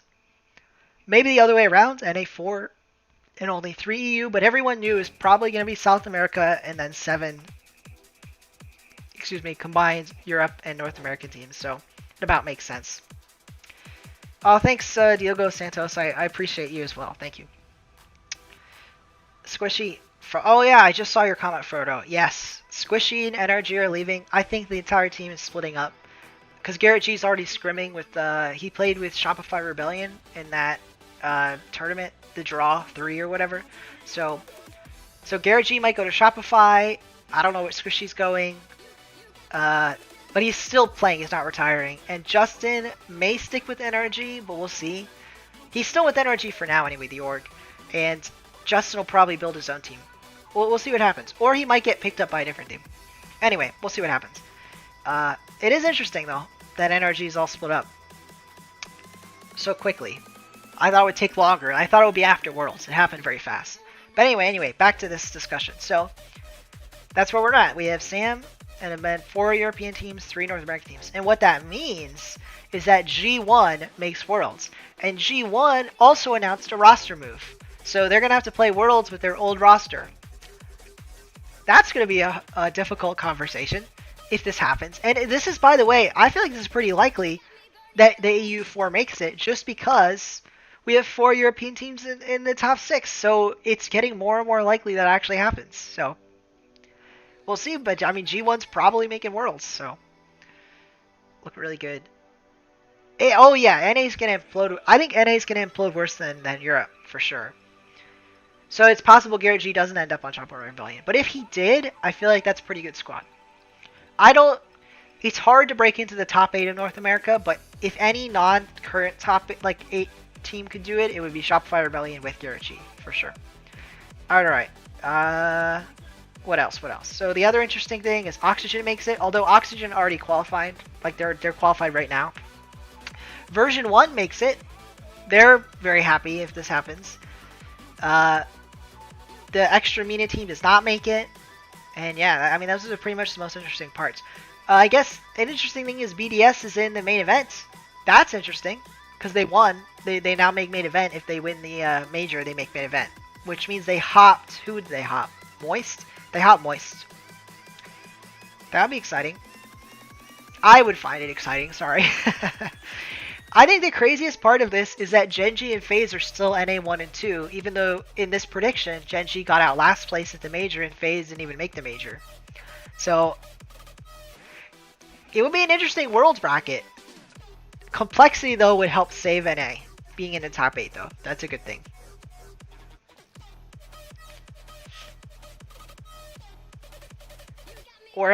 I agree. I think the language barrier definitely helps. Like, I remember there was a rumor that Justin was going to Furia. That was just a rumor. It didn't go to Shift or anything. Or it was a Shift rumor. It wasn't like a confirmed thing, I should say. But I definitely agree that that move would have been much more likely to go through had there not been a language barrier. If V1 pick... You know, V1 dropping Calm is probably likely. Well, I think Calm's better than people give him credit for, but everybody knows Beast Mode and Daniel are friends, and there's a lot of friends Rocket League that goes on in North America, and they're both good. I don't want to even just say, like, diss them like that, but, so the two of them are likely to stick together. So if anyone gets dropped, it's going to be Calm. So, and with that in mind, I agree that it is likely that Calm gets dropped, because I think they're going to make a roster change, and he's the one they would drop.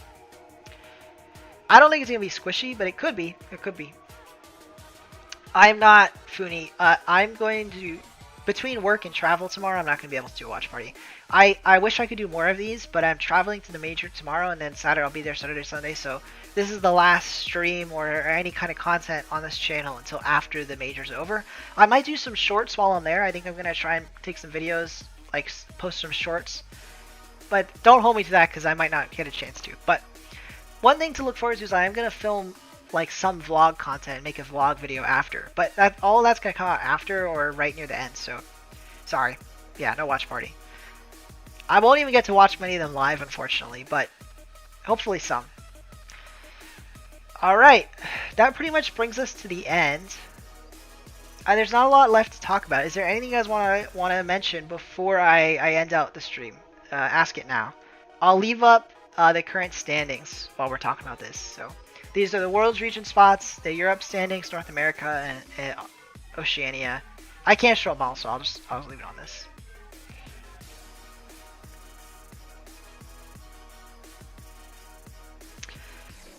I get what you're saying, Fraser. I kind of agree. I think Daniel, when he first joined SSG, he looked really good, and he still's not bad. But he's gonna be one of those players that sticks around the top of North America, but just struggles to win events. I kind of agree with that. I don't even know necessarily he's always gonna be at the top. I mean, but I think he's gonna stick around and making regionals for. I don't see him missing regionals or anything like that.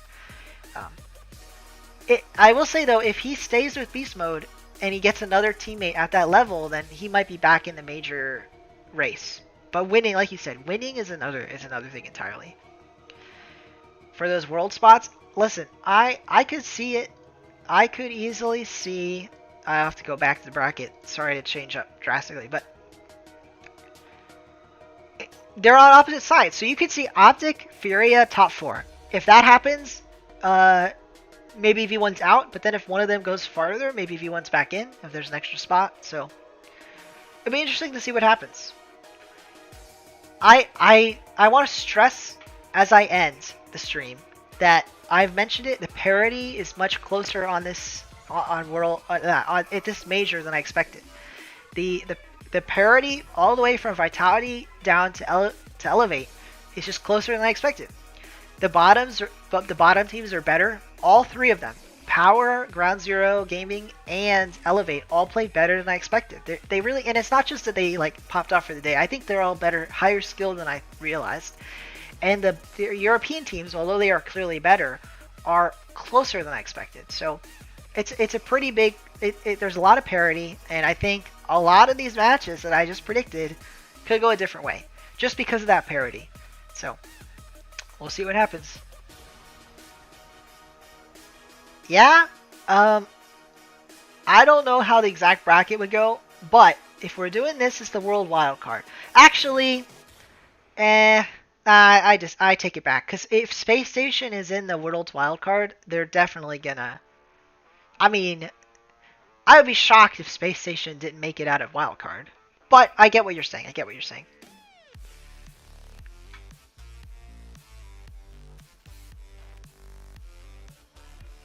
They are, yeah. That's everyone. So I agree with what everyone's saying. I mean, if the APAC teams are better than expected, then they could give them more trouble. With that all said, though,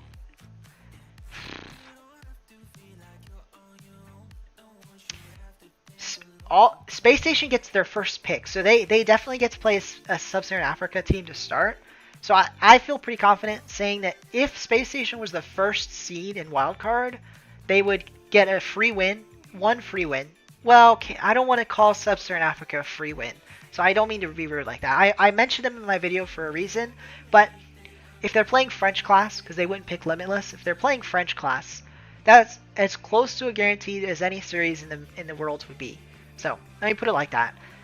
I think Space Station make it out of wild card, but I agree. There's a chance that only North American teams are Genji and FaZe, and Genji only has one American anyway. So it's interesting. I think that I'll be excited to talk about Worlds as we get closer to it for sure.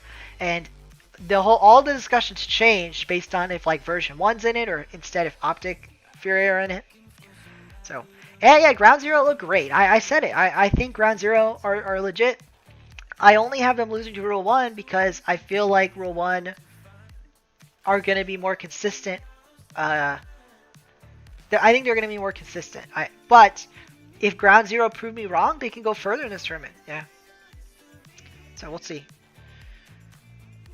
Yes, I agree, Fraser. I was just talking about how I don't want to call it a free win, but it kind of is. But it won't be forever. And the first step, we're running overtime, but I could talk a little bit longer. The first step for that is, in my opinion, for Sub-Saharan Africa team to get one spot in the major, or two if they increase the number of spots in the major. But once you get more spots in the major, my idea is you cut out the whole world's wildcard. Instead, have the majors be 24 teams, work it out so you have 24 teams in every major, but then only have the 16 best teams at Worlds.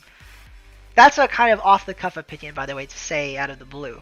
But I feel like it should work the inverse of how it does now. Have every region represented at all the majors, but then have Worlds reserved for only the actual best of the best. But since every team played in the majors, they all have a chance to make Worlds.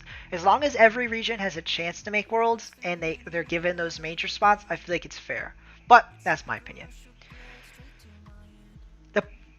It would be amazing. I think the reason that it'll never happen is because it's more money to pay to run the events. So I understand it's like a lot on Psyonix, but I would like that. Rawas needs to get his nerves off and they don't pop off. Yep. He definitely looked way weaker. I mean, I had power ranked him as the best on Rule 1, and he's now the worst, performing the worst so far. So if he gets his head in the game, it'll be better. Oh, I'm on the wrong bracket. Whoops. But yeah, if he gets his head in the game, it'll be a lot better. Alright. I think I'm going to end it here, guys. But I really appreciate all the everyone on the stream. It's been really fun.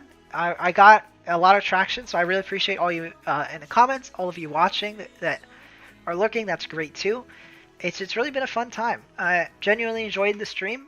I'll try and do these more frequently for future events. It won't happen for this Spring Major, but for Worlds, I'm not traveling to Germany, to Dusseldorf, so I will definitely start doing these come Worlds. And yeah, alright, without further ado, I'm gonna end stream. So thank you guys for watching, and I'll see you guys after the Major. Have a good one.